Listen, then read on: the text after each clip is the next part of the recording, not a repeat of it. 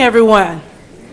All right, I'm going to welcome everyone out here tonight for the Clayton County regular business meeting. The date is August 19th, 2025, and the time is 6 o'clock p.m. Next, we will do roll call. District 1, Commissioner Reed. Here. All right. District 3. Present. District 2. Present. And District 4. Present. All right. Thank you. Item 3 will be our invocation. Tonight we have Pastor Luke Hall from New Vision Christian Church. He will come up and do our invocation tonight, and thereafter we will do our Pledge of Allegiance to the flag. Would you please stand for our invocation and our Pledge of Allegiance? Thank you. Thank you, Commissioner. Let us pray. Father God, we come before you today and we thank you for this day. We dare not begin anything without first acknowledging you as Lord of everything. We thank you for calling us to be leaders today in this community and in this great county. We understand, Father God, that leadership is a divine responsibility. So we ask right now that you would bless our commissioners today as you did Solomon. Bless the crown of their heads down to the sole of their feet. Father, we ask that you would continue to keep them as they make decisions, Father God, pertaining to your people. And let us always remember, Father God, that although we were selected or elected by the citizens, we were called and chosen by you. Bless us in this meeting tonight. In Jesus' name, amen. Amen. I pledge allegiance to the flag of the United States of America and to the republic for which it stands, one nation, under God, indivisible, with liberty and justice for all. Thank you. Thank you, Pastor Luke. That was awesome. All right. All right. At this time, we're going to move. Board members, are there any items that you'd like to move to the regular agenda? Yes. Item number 26. 26. Make sure I circle that one. Madam Clerk, do you have that one? Clear. All right, thank you. All right, at this time, I need a motion to adopt the agenda with the, Well, I've got one. okay, you got one? Yes, I want to remove from the agenda item number 53. 53, okay. So that's 26. Totally from the agenda. So, okay, so you want to move it all the way out? Correct, so we're gonna need a Okay, second. 53. So at this time, we need to vote on that. Correct. Right, a second and a vote. All right, can I get a second on removing item 53? And you guys, please go and look at it so you can make sure you know which item we're removing. It's the public Public hearing. hearing, the stream buffer. Second. All right, is there any discussion at this time? Any discussion, board members? All right, are you ready for the vote? All in favor say aye. Aye. All opposed? Any abstentions? The ayes have it and the motion carries. All right. Next, also, now for the proclamation, do we, Madam Chair, Okay. before you adopt the regular agenda, we have one item as an emergency item tonight. all right, It'll be Budget Amendment -2-8 in the amount of $200,000 to appropriate emergency operating funds to the Calvary Refuge Center, sponsored by Commissioner Reeves. all right. So, Mr. Reed, do we need to vote on that one first, or just vote on it first to add it to the agenda at this time? Okay. Okay. All right. All right. Before we add it to the agenda, board members, is there any discussion at this time? All right. Commissioner Hambrick? Yes. I would like for us to take these things, it seems like $200,000 is the golden number. I think we need to take this and discuss all of these requests and see what is going on. Check books, records or whatever, find out how many people are being serviced by these organizations, because we have a lot of groups, charitable organizations or whatever, excuse me. So we need to talk and discuss this. We don't need to just have something provided to us at a meeting and just give out the citizens' money. We need a discussion. And I suggest we take anything asking for money tonight from organizations or whatever, we need further discussion. Now, do I need to put that in some form of a motion or? No. So the item that if it's added tonight can just be on the regular agenda as opposed to consent? That's fine. That's fine. So we're just gonna put it on the regular agenda? if there, I don't remember if there was a motion and a second, but if that is a motion and a second, you can add it to the regular agenda, yes. So we haven't done the motion in the second, so is there a motion at this time? Yes, I move that we put special Emergency request item, Budget Amendment 2-8. Budget Amendment 2-8 on the regular agenda. Okay, so, I'll second. all right. Is there any discussion at this time? Again? All right, so we have. Wait, one second. Now, the other organization that's requesting money, I'm trying to see if that's in the consent. That's what I'm agenda. trying, yeah. I'm It's fine if it's in the checking too. consent, so move it to the regular agenda as well. Do you know what number is It's it? item 12. That's item 12. Okay. Okay. So we got 12, Okay, yes. Do we 20, need a motion for that? 26. We have. We need- have a motion. Before you move 12, They you can just just need a move vote on adding the budget amendment 2-8. So we need to vote on that first, and then we'll go into 12. Okay. All right, so at this time, any discussion? All right, are you ready for the vote? All in favor say aye. Aye. All opposed? Any abstentions? The ayes have it, and the motion passes. So Budget Amendment 2-8 will be moved to the regular agenda. Also, item 12, we can just move it. We don't have to do a vote for that. So item 12, 26, 53, and Budget Amendment 2-8. All right, y'all, great job. Let's move on. So at this time, also, the proclamation for Forest Park, we're gonna pull that as well, Mr. Reed. So do we need to, we can just pull that off the agenda as well, along with the motion? A motion, a second, and a vote, yes. Okay. All right, at this time, I need a motion to remove proclamation, the proclamation for Forest Park Youth Volleyball. I make a motion that we move the proclamation for the Forest Park Youth Volleyball until the September 2nd meeting. Okay, all right, I second that motion. Is there any discussion at this time? All right, are you ready for the vote? All in favor say aye. Aye. All opposed? Any abstentions? The ayes have it, and the motion passes. Thank you. All right, at this time, I need a motion to adopt the agenda. So moved. All right, I second the motion. Is there any discussion at this time? Are you ready for the vote? All in favor say aye. Aye. All opposed? Any abstentions? The ayes have it, and the motion passes. Thank you. Next on the agenda will be presentations and no proclamations at this time. Next, we will have the 2026 benefits year renewals from Director Pam Ambles.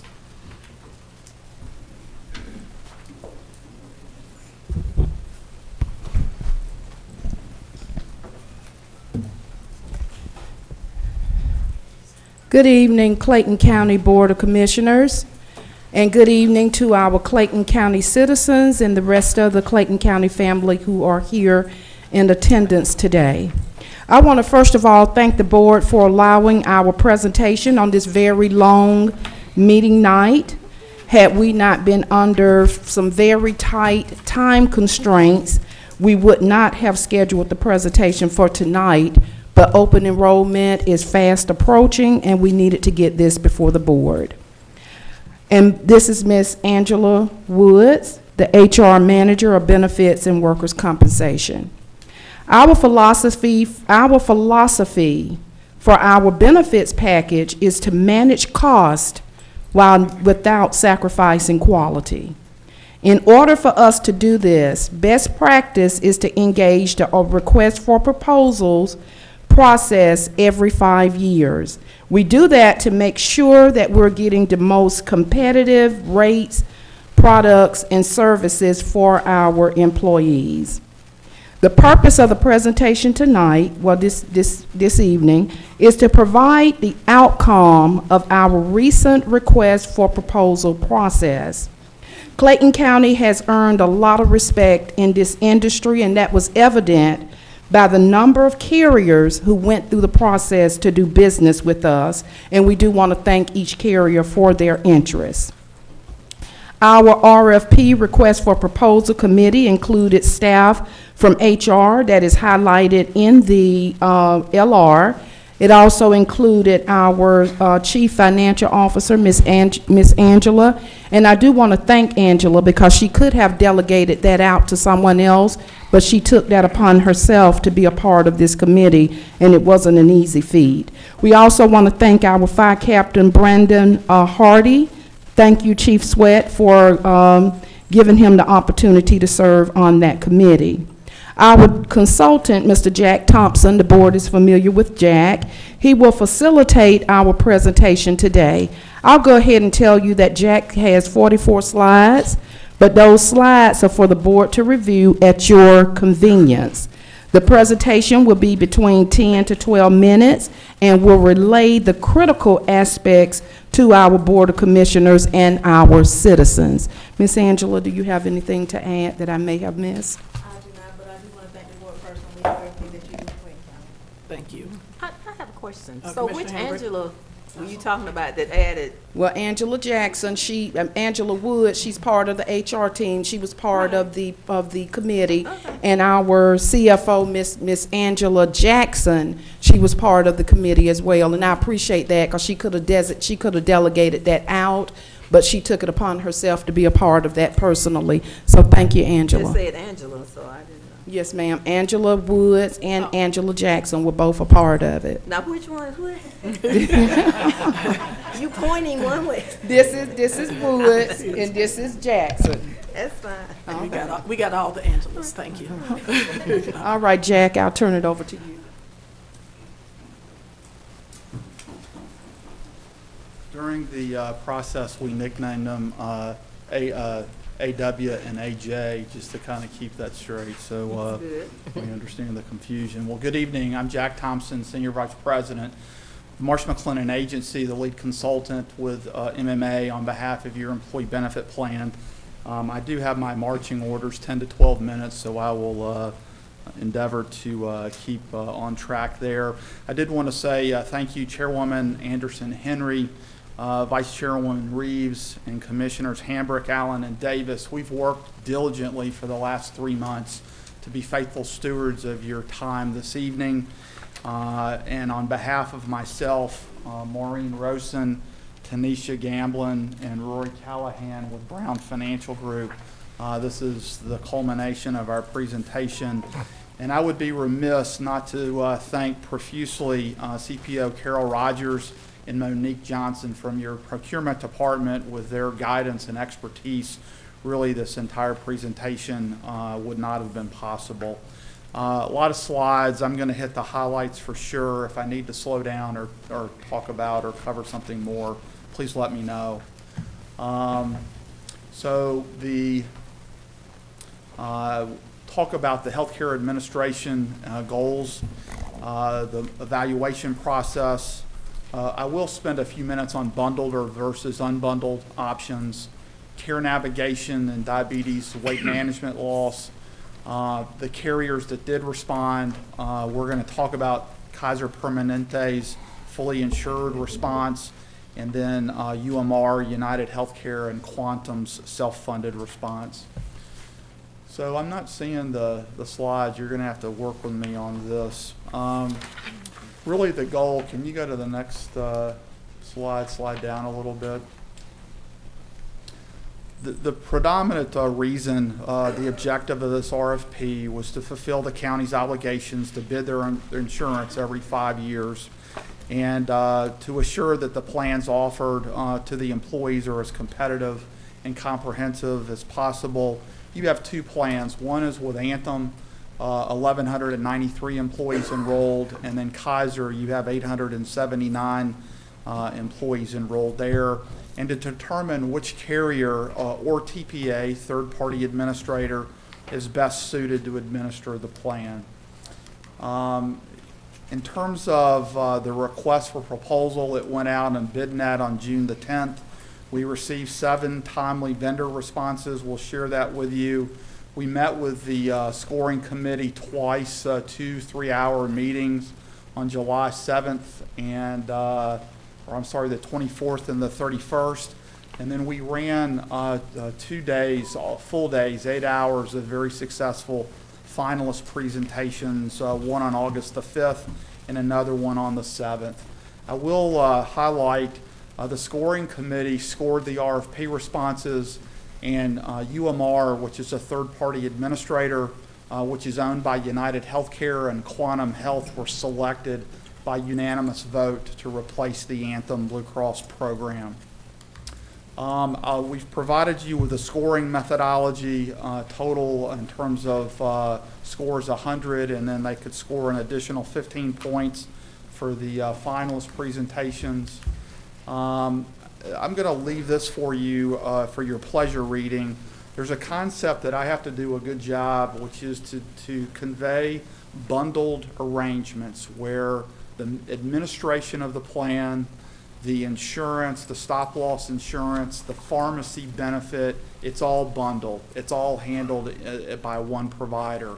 And that's what the county has always done. Kaiser would be the best example of that. But everything with Anthem, administration, pharmacy, we did carve the stop-loss out, but it's largely a bundled arrangement. The primary reason you do that is it's easy, it's simple. In a bad claims year, you get a better renewal. The cons are generally in a better claims year, you don't fare as well and you have less flexibility. The other way to do this is you go unbundled. We call this open architecture, and there are several very high quality third-party administrators in the marketplace. We're going to talk about one of them. Why would you do this? Because it gives you greater flexibility, greater control, the ability to select your point solution vendors, and that is your diabetes management vendor, your musculoskeletal vendor, et cetera. Additionally, the reporting that comes out of a TPA, specifically with UMR, is exceptionally well known within the industry. We also looked at a thing called care navigation. Director Ambles has a homily which is nothing but the best for Clayton County and for our employees. And so care navigation is a white glove service. It provides the very best in care navigation for your employees. And it also helps to reduce administrative responsibility and save money. And I'm going to show you how save money works in just a minute. The other thing is in healthcare, it really comes down to your weight. If you want to have a common denominator, it's about your body mass index. It's about controlling your body levels so that you're not pre-diabetic and diabetic. So we're really focused on diabetes management and weight loss as a result of that. In terms of the carriers that we asked to quote, there were 7 of them that did so timely. Anthem, your incumbent, Kaiser Permanente, Aetna, Ameriben, which is a third-party administrator that's owned by Anthem, they did not submit a complete response. Cigna, Quantum is the industry leader in terms of care navigation, and then UMR, that's owned by United Healthcare, they also quoted. And when I say these were all-day meetings, I really do mean they were all-day meetings. The decision was made by the committee, recommendations were made to retain Kaiser. Their plan is fully insured. They quote you a rate, you pay the premium, at the end of it you walk away. And so they hold on to the risk there. One of the things that we learned is that Kaiser's been in Georgia for 40 years, and Clayton County has been a client of theirs for 37. You have a very large center right down the road, 1,000 employees there. Kaiser is very well known by your employees. There's only 3 comprehensive medical centers in the state of Georgia. The Southwood facility just down the street is one of them. And then finally, they have robust well-being resources. Kaiser's invested $500,000 in the county over the last 3 years in that area. In terms of Kaiser's enrollment, your claims experience has gotten a little better recently, and more specifically in the last 6 months. The underwriter initially processed a 4.6% renewal, which is very favorable. They made some concessions, and the final renewal was 3.4%. In our world, that's really good. Generally, our actuaries, they did your renewal as well, and they projected just under 10%, 9.9. So the final renewal is 3.4. The total premium is just under $14 million. At the finalist presentation, and I'll add, they processed that renewal before the RFP went out, and we felt like that was important because it was a straight up renewal offer. And then at the finalist presentation, they added 3 enhancements which we really were appreciative of. One is they increased their wellness budget from 160 to 175,000. Secondly, they are going to add the OMADA diabetes management program and weight management program at no additional charge. And this is the big one. They put a rate cap on next year at 8%. And so those are all very significant concessions. And because of the fully insured aspect of it, I think that I know that Director Ambles and the committee felt like it was wise to retain their services. Moving on, UMR and United Healthcare.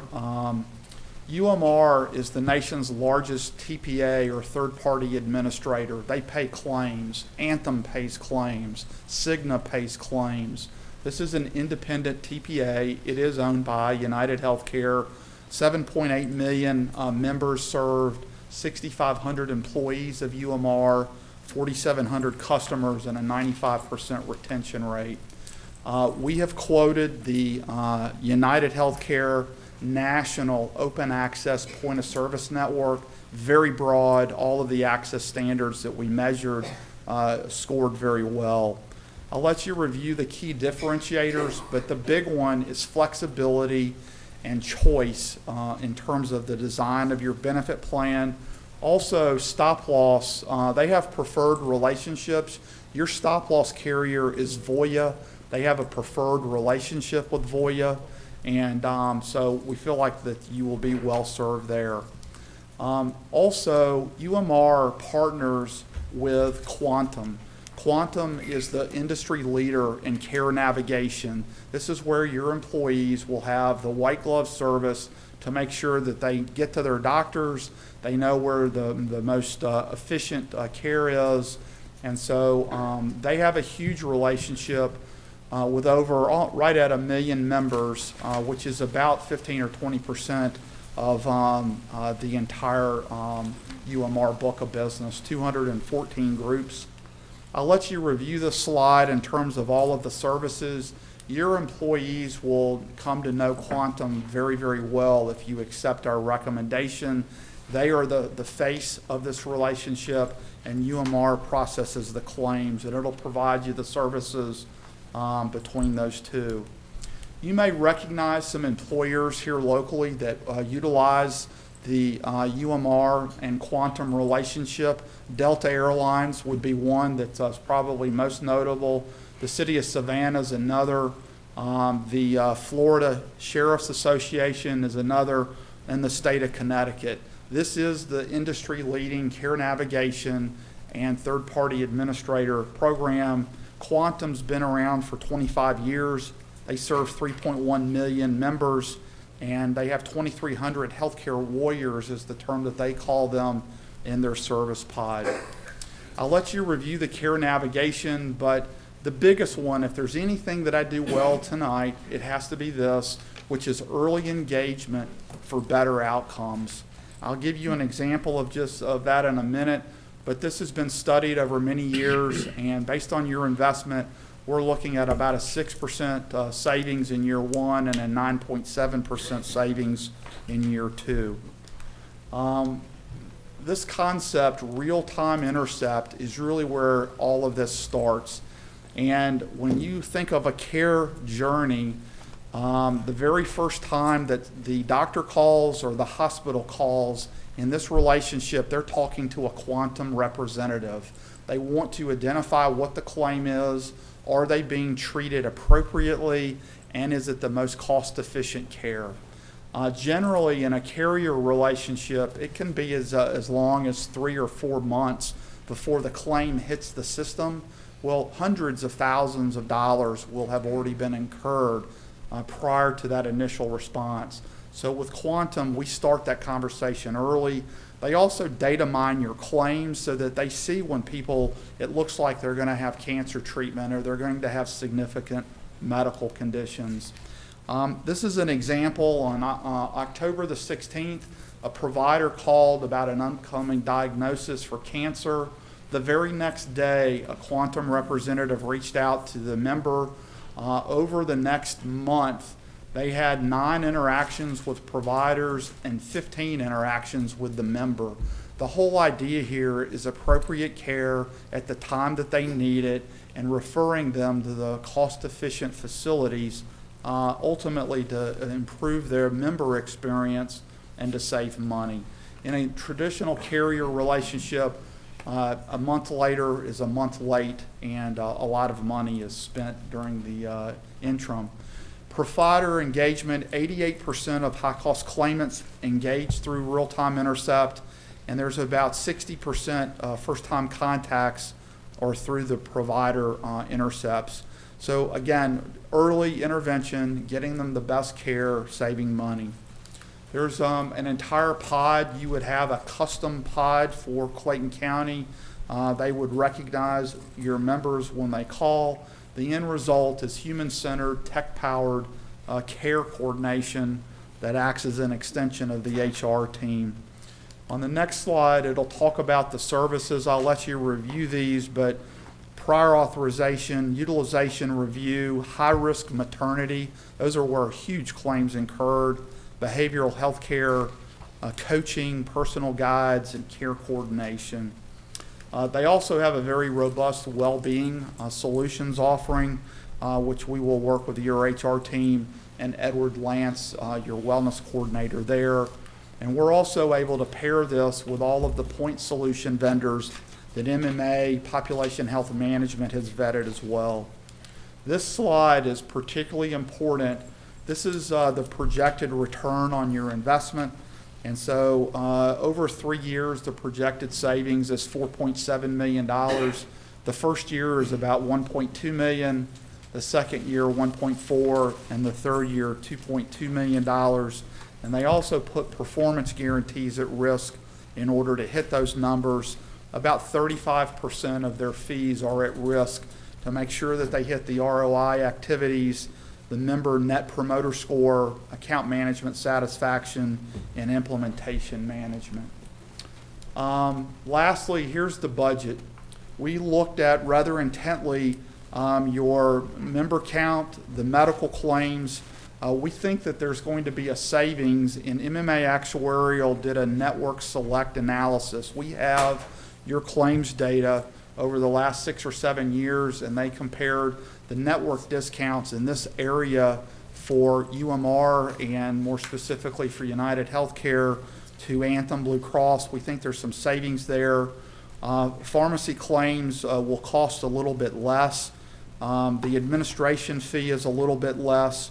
I'll also add that today the county funds the Wellness Technology Fund. In this situation, UMR is going to do some of that. There is an additional expense. Today you have Total Health Complete. UMR and Quantum are a little more expensive. And then we've projected your stop-loss premiums and then your pharmacy rebates. So the bottom line is that the renewal is at about $19.3 million. We think that the Quantum UMR solution will be just over $19 million. So it's a $300,000 savings if you could scroll down one more row for me. So this is not primarily to save a bunch of money. This is to set the county up over a long period of time to have a more open architecture, a greater control around their healthcare plan, and to have point solution vendors to really laser beam in on the conditions within the county that are driving your costs. The final slide is annual costs. Using a 76% split, about $14.4 million to the county and 4.5, almost 4.6 million to the members. So I'm a little bit over. I apologize for that. I'll pause and see what questions or comments you may have. All right, board members, are there any questions at this time? I'll start to the left of me, Commissioner Davis. I do have one. On the previous slide, you had the carrier-funded wellness, and one of them was a negative 200, and I guess a savings of 350. How were those numbers calculated here? I see the 350 from the funded wellness up here, but it's zero. So we really push the carriers to provide an carrier-funded wellness program. Our actuaries illustrate this so that the county pays $350 for the wellness, and then we turn right back around and take it out because it's spent in other areas. In this example, UMR, United Healthcare, has said they're going to pay the $200,000 in the wellness activities. Again, we take that out because it's spent in other areas, but we really wanted the carriers, the vendors, to help carry that load, carry that burden there. So, Thank you. Commissioner Hambrick? No, I'm fine. Commissioner Allen? No question. Commissioner Reeves? No questions, but it was wonderful seeing you at the Employee Appreciation event the other day. thank you. Well, HR team, Edward Lance specifically, did an awesome job. I think it was very much appreciated and a very nice overall appreciation day, so it was fun. So, anyway, thank you for the opportunity to be here. We're around and can answer questions along the way. Thank you. All right, thank you. Director Hambrick? Board, I'm not going to hold us up, but I do want to recognize Central Services.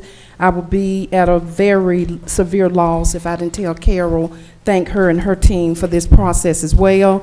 And by the way, we had right at 1,200 employees and their family to attend Employee Gratitude Day. So the number increased this year, and we're going to increase it again next year. Well, thank you. It was Thank you awesome. all. Y'all did a great job. Let's give them a round of applause.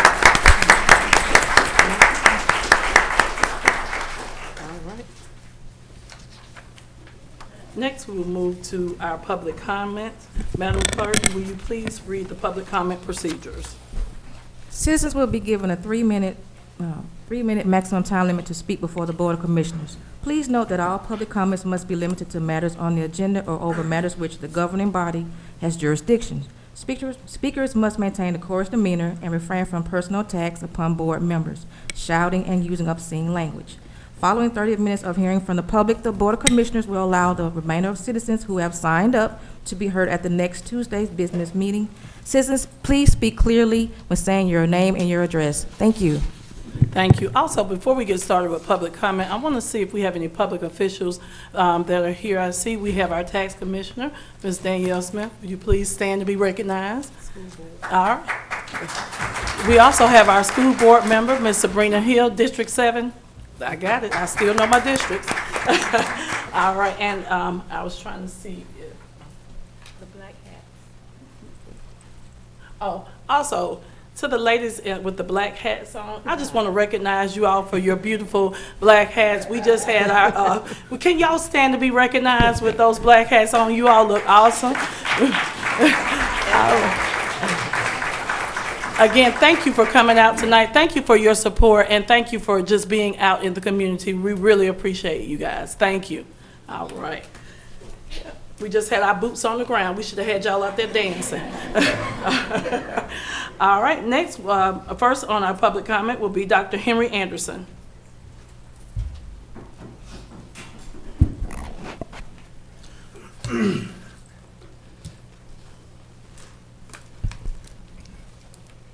Henry Anderson, District 3 constituent and resident, unincorporated, Clayton County, Hampton, Georgia. Good evening, Chairwoman Mrs. Dr. Leka Anderson-Henry, Item Vice Chair and District 1 Commissioner Ms. Elena Reeves, District 3 Commissioner Mrs. Tasha Allen, District 2 Commissioner Ms. Gail Hambrick, and District 4 Commissioner Mr. DeMont Davis.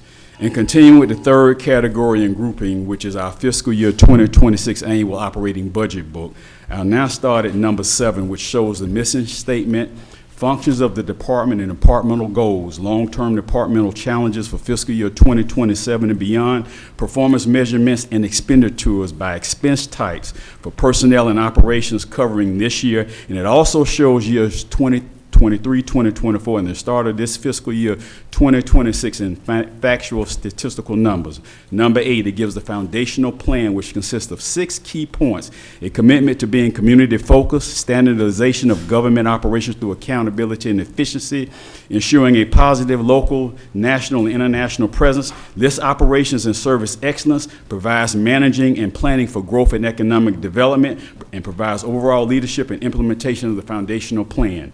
Number 9, it shows the complete fiscal year 2026 budget calendar and budget process flow charts, gives an overall summary of full-time personnel, and gives the pay grades and salary ranges of all classified positions. Number 10, most important of all, it gives the total breakdown, numbers, and titles of all job positions and the pay grade salaries of all classified full-time employees of everyone and in all departments receiving budgeted monies from Clayton County. All of this powerful, great, and mighty information has already been compiled, organized, and put together in perfect order in our fiscal year 2026 annual operating budget book by our great Clayton County Finance Department, which is under the leadership of our most experienced, most excellent, most exceptional, and most professional interim Chief Financial Officer, Ms. Angela Jackson. I will discuss and talk about the fourth category and grouping, which is our Clayton County Board of Commissioners Executive Chief Operating and Operations Officer, Chief Dietrich Stanford, and our Executive Deputy Chief Operating and Operations Officer, Chief Landry Murkison's bi-yearly Clayton County Government Departmental Review process, which will be a major part of my evaluations during the public commenting section at the next Clayton County Board of Commissioners regular business meeting 2 weeks from now on Tuesday, September the 2nd, 2025 at 6 o'clock p.m. As always, continue to have a very productive, great, engaging, orderly, exceptional, and outstanding rest of your Clayton County Board of Commissioners regular business meeting on this evening, Tuesday, August the 19th, 2025. Good day. Thank you, Dr. Anderson. Next will be Mr. Drew Andrews.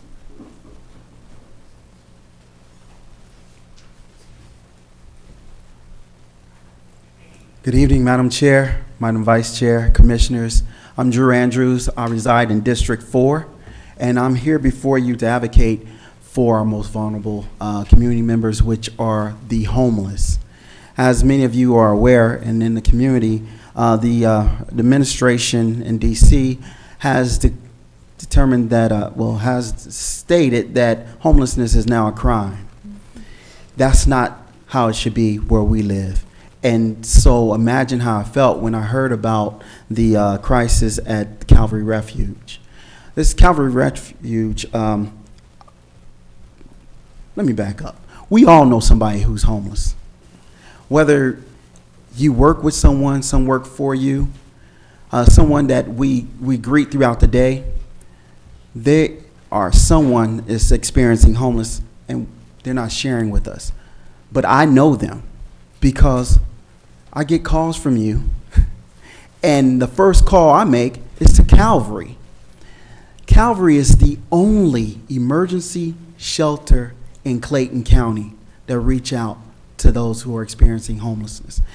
If Calvary was to shut down, our already overwhelmed extended stays would even be more overwhelmed, and it's expensive to stay there. It's very expensive. We know this because many of our community members are out there asking for some financial assistance, which we do because we love our community members and we want them in a safe space. That's why I implore you, please, whatever you can do financially to help our Calvary Refuge, we got to do that. We have a shelter for our stray animals. We only have one shelter for our neighbors. I don't want our neighbors to feel that they are treated less than the stray animals that they see on the street. So please, please help our neighbors who are in need. Thank you. Thank you. Thank you, Mr. Andrews. Next will be Ms. Aretha Inslee. And Mr. Mitchell, you coming up with Mr. Inslee? Okay.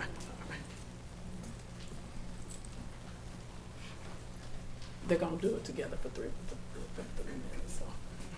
So. Good evening. Aretha Inslee, unincorporated, Clayton County, Hampton.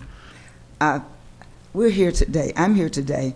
I am representing the advisory board of the J. Charlotte Griswold Senior Center, and we respectfully request your approval to accept a donation on the behalf of the center.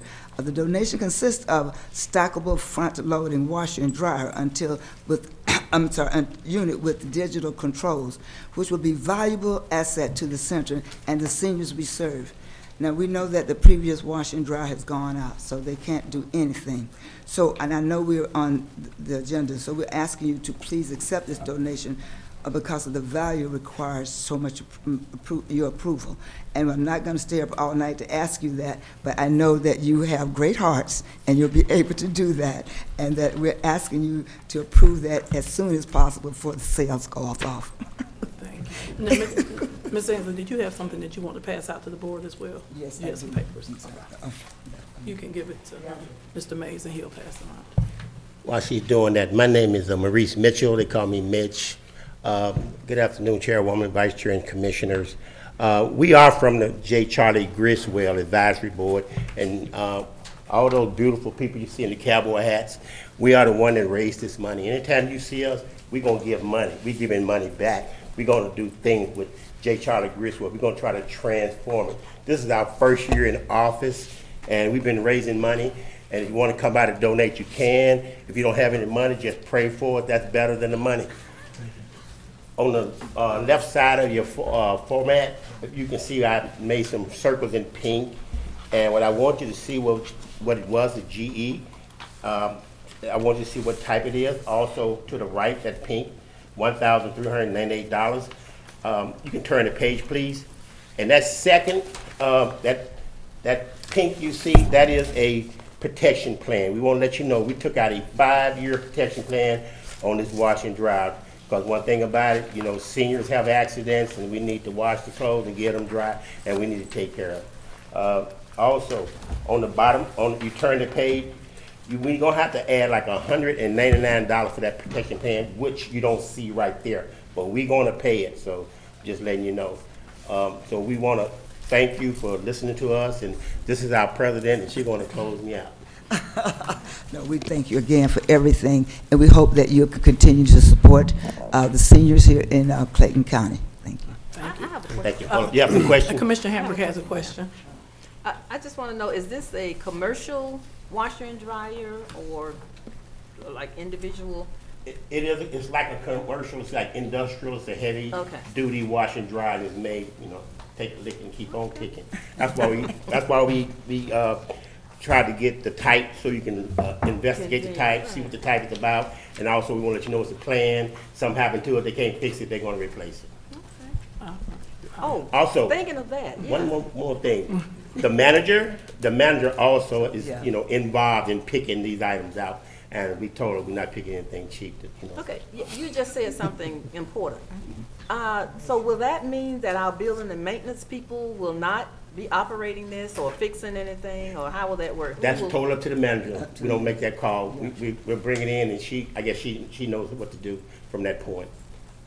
Now, when it's delivered, we have paid to attach it, but they don't have to. It's still up to the manager to do what she needs to do to get it to operate. Yeah. Thank you all very much. Thank you. Commissioner Davis, did you want to say I just want to say, you all do so much over there, Charlie Griswold. You all stay up, get in there early, stay late, but you work. And public, I just want to say thank you, because most folks won't do what you all will do. So thank you all very much. Thank you. And let's give them one more round of applause. We truly appreciate what you all do. Thank you so much again. And we're also working hard at Frank Bailey. All right, next will be Mr. Timothy Vondell Jefferson.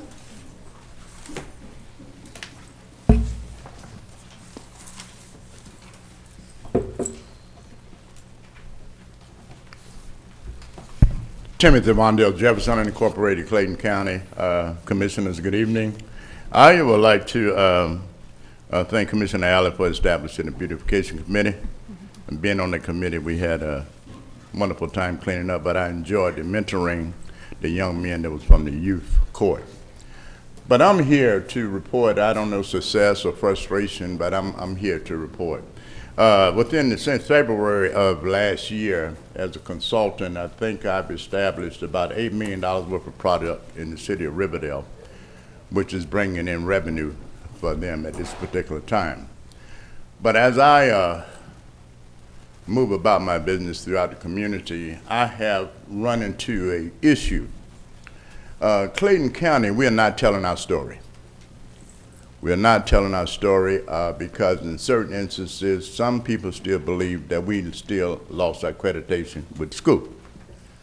Some people don't even understand that we're building an 8,000-seat convocation center as I try to navigate these restaurants and get them here for the citizens to enjoy tablecloth restaurants.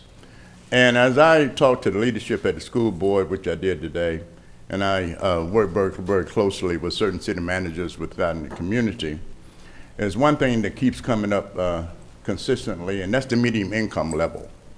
And I tried to explain in my pitch, Commissioner Davis, over in Lake 5, our median income level is $125,000 a year. And Commissioner Allen, in Northbridge, Panhandle area, our median income level in that area is $75,000.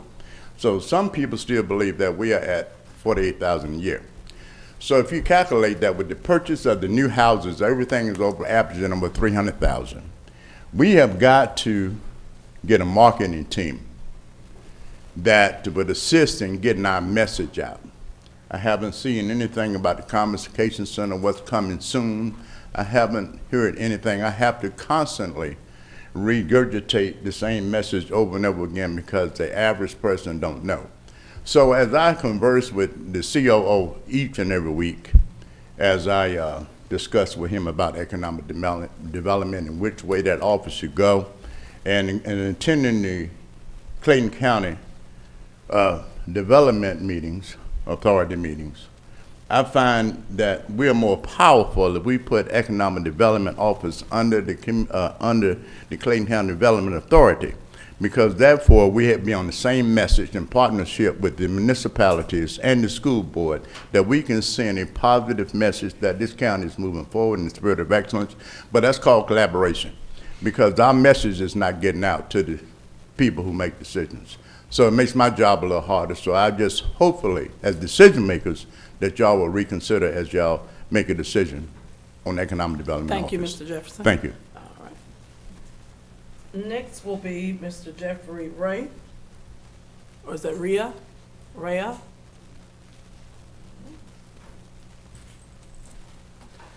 All right. Next will be Mr. Demetrius Collins.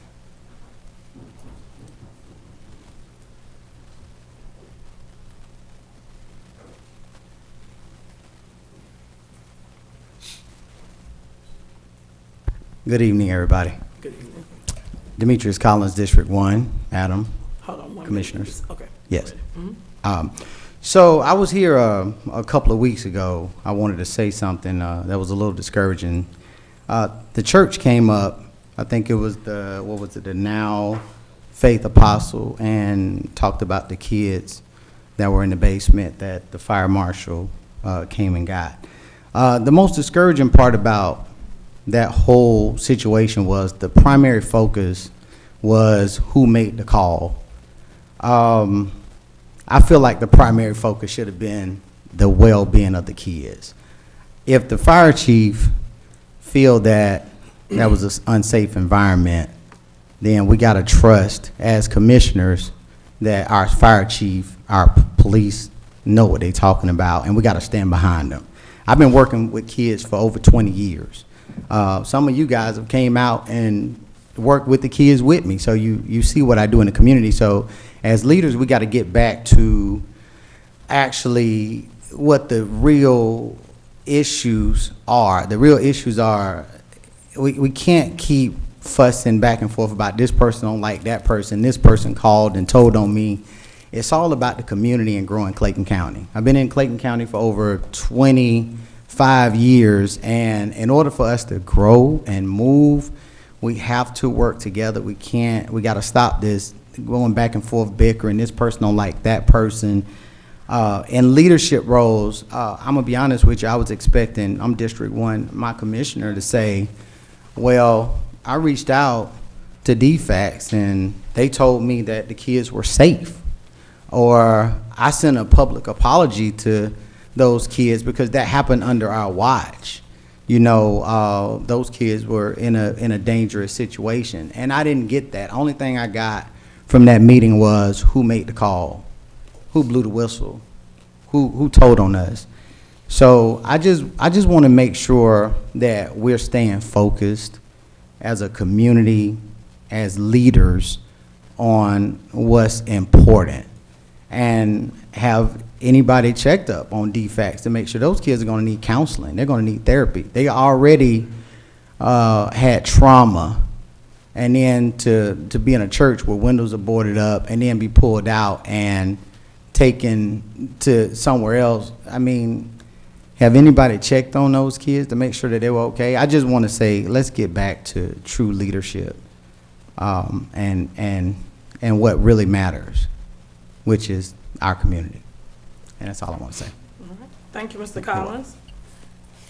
Next is Alan Wooten.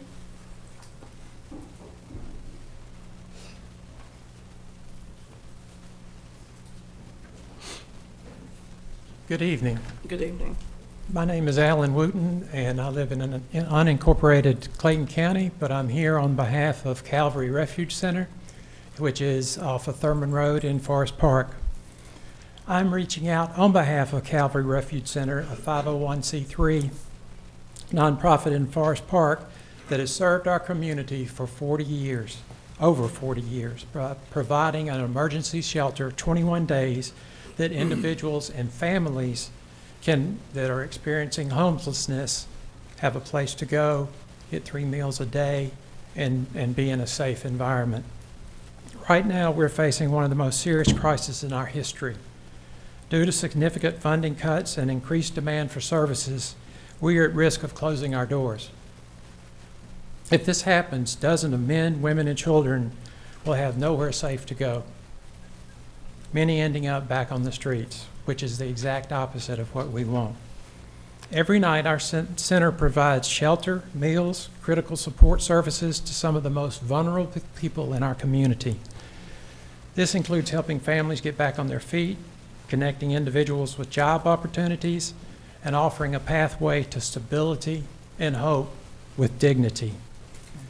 Without immediate financial support, this lifeline may be gone. We believe that this is a story that our entire community needs to hear and get behind. We have sent out fundraising letters. We will send out more.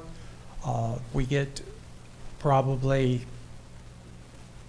at least a quarter of our operating revenues from the citizens of Clayton County. So we believe the public needs to hear that there is a need. Our community and you all have always been generous, but they can't help if they don't know the need. You can't help if you don't know the need, and that's why I'm here tonight. We hope you will consider Calvary's situation to help us raise awareness and rally support before it's too late.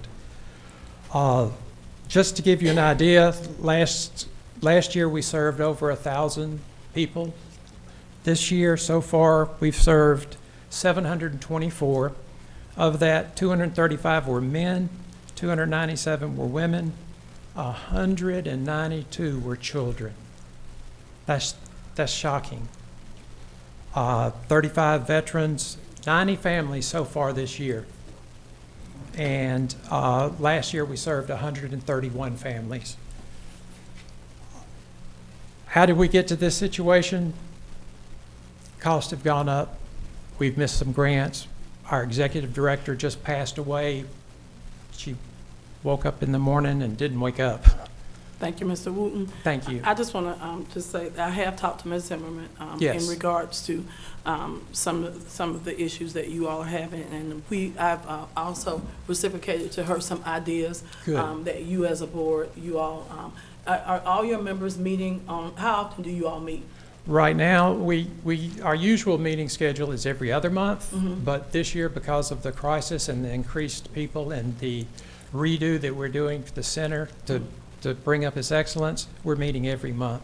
Okay. So that we can. How many members are on your board at this time? We have 9 right now, and we're looking for 3 more. Okay, so, and are all your board members meeting and coming up with ideas on how to fundraise, things of that nature? They are. They're giving their input. They're making calls to personal friends that may not be on our list and may not know. Okay. All right, we'll continue to talk about donors, and again, you know, we do give you all CBGD Yes. funding that is coming up in October, so Yes. I made her aware of that. I've talked to Mr. Brinson as well, so again, thank you, and we definitely want to continue you all with Yes. your doors open. Thank you, and getting to October is the challenge. Yes, All right, thank you very much. thank you. All right, next will be Ms. Sarah Bird.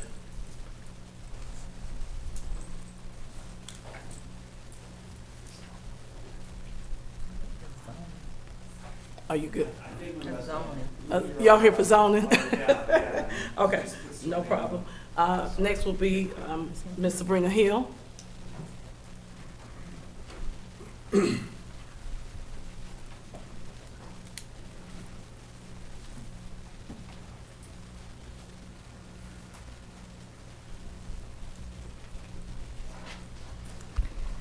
Good evening, Madam Chair, Vice Chair, and Commissioners. I am Sabrina Hill. I serve on the Board of Education, and I proudly serve District 7. I stand before you this evening with deep respect and an urgent plea for support on behalf of Calvary Refuge, a shelter that has worked closely in partnership with the Clayton County Board of Education for over 20 years. Calvary has stood as a lifeline for many of our families, uniquely keeping families together when so many shelters separate them. In just the past 2 months, Calvary Refuge has served 13 of our families, providing a safe place for 21 days, giving our homeless education department the time needed to connect them with vital resources to regain stability. Today, Calvary Refuge Shelter is serving 66 families. This is not just a shelter, it is dignity, stability, and hope. We need your assistance, guidance, and support to ensure the critical work continues. As a board member of the public education, we know that under the McKinney-Vento that homelessness looks different. Homelessness is not unemployed, it may be underemployed. Homelessness is families, husband and wives working together collectively. We currently serve families in extended stays. We have approximately 39 bus stops in our Clayton County area just going to extended stays. When our children are homeless, they lose approximately 3 to 4 months of learning loss. This is a crisis in our community, but particularly Calvary Refuge offers something uniquely different. And as they undergo renovations, they will be able to house families, whole families, where there's no separation. I have visited Calvary Refuge. I have supported them for many years as I've been in Clayton County. I understand that funding is challenging for all of us. And as an elected official in serving our core business being education, I have to look at the whole child. And when I look at the whole child, if they're not on a stable, fixed house every evening, those bring challenges into their day-to-day work. They don't have resources to read at night. They may not even have lights that would be adequate for them to do homework. So there's a lot of things at play here. I know we share the same values and commitment to ensuring that our families and our community are well, but I had to come tonight to ask for your support. And Ms. Hill, can I say something? I also want to say, again, I spoke with Ms. Zimmerman as well, and one of the suggestions that I gave to her as well is that all 7 cities use Calvary House, as well as the school system, as well as the Board of Commissioners. We need to collaborate and come together and do something together where we can all put back in and put monies back in together as we all, again, make sure that we fight homelessness. So please make sure that we continue Absolutely. to work together and that we come up with a solution together. Commissioner Hambrick. Well, you said basically what I was going to say. As a matter of fact, I was going to ask if the school system donates or participates or have funding that goes to Calvary, because personally, I've sent people over to Calvary and all too, so, I sympathize, but again, like the chairwoman said, we all need to get together and work and not just put it all on the BOC, the Board of Commissioners and all, so. Absolutely. I come standing before you as a partner, as an elected official working alongside of you, and just bringing attention. I personally work closely with Calvary Refuge, and to your point, have been working to get them industrial equipment, have had our facilities management to go over there to see what they need and how we can assist in making sure that they have adequate equipment in their kitchen. So yes, it is an ongoing process, and I understand that together we are more powerful. I can't do it without you, and I'm asking that, yes, we have the conversation, and I greatly appreciate all that you do. Have a wonderful evening. All right, thank you. All right, next will be Mr. Brian Roberson. I think this is it. Yep. Did you want, I think we got, Madam Clerk, do we have time for one more person? Are we at 30 minutes? Yes. Okay. Mr. Roberson, are you here? I'm not Roberson, Are, but I'd like to speak if we got time.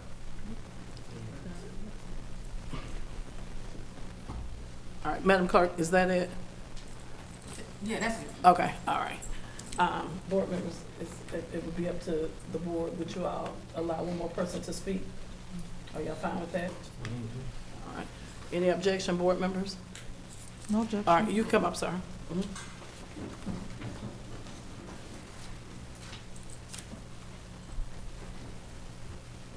Try to make this brief. Okay, please state your name. My name is Ron Robinson. I'm a resident of District 1, live at 2785 Oldfield Road, Ellenwood. I learned from the Cedar Grove Neighborhood Association in DeKalb County that there's a data center being built less than a quarter mile from my house. I am very concerned about possible radiation exposure, light, noise pollution, as well as vehicle traffic.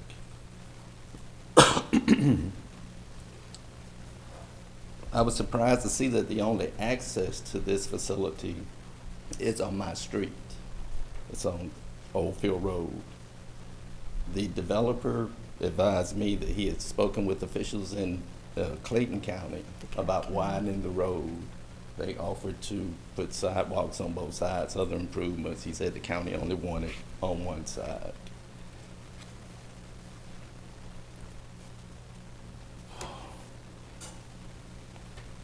It disappoints me that me and my neighbors were blindsided by this project. It's over 1 million square feet, less than a quarter mile, like I said, from my house. What I would like to know is how could a project like this be proposed and built with no notification to the people that live closest to it? I feel like it's your responsibility to let us know about these things. That's pretty much all I have to say.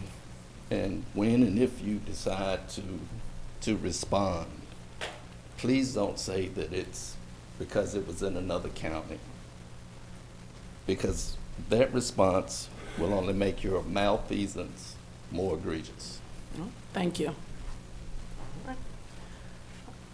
At this time, this concludes public comment. Thank you all for coming out today. Your concerns are duly noted. Thank you.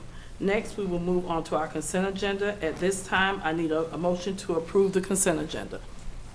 So moved. All right. Can I get a second? Second. All right. Is there any discussion at this time? All right. Are you ready for the vote? All in favor say aye. Aye. All opposed? Any abstentions? The ayes have it, and the motion passes. Next, we'll move on to our regular agenda. We're going to first look at the items, item 12. Item 12 is Budget Amendment 2-3 in the amount of $200,000 to appropriate emergency operating funds to the Alzheimer's Services Center. At this time, I need a motion at this time, or would you all like to discuss first before I go into the motion? Can we discuss? Yes, we'll discuss first. All right, I'll start to the right of me, Commissioner Reeves. Do you have any discussion at this time? Not at this moment. All right, Commissioner Allen. My only concern is that the monies that's being requested is coming from the fund balance that's already pretty low. So that is, I would just like that for the record. All right, Commissioner Hambrick. Yes, my discussion is, I would like to help.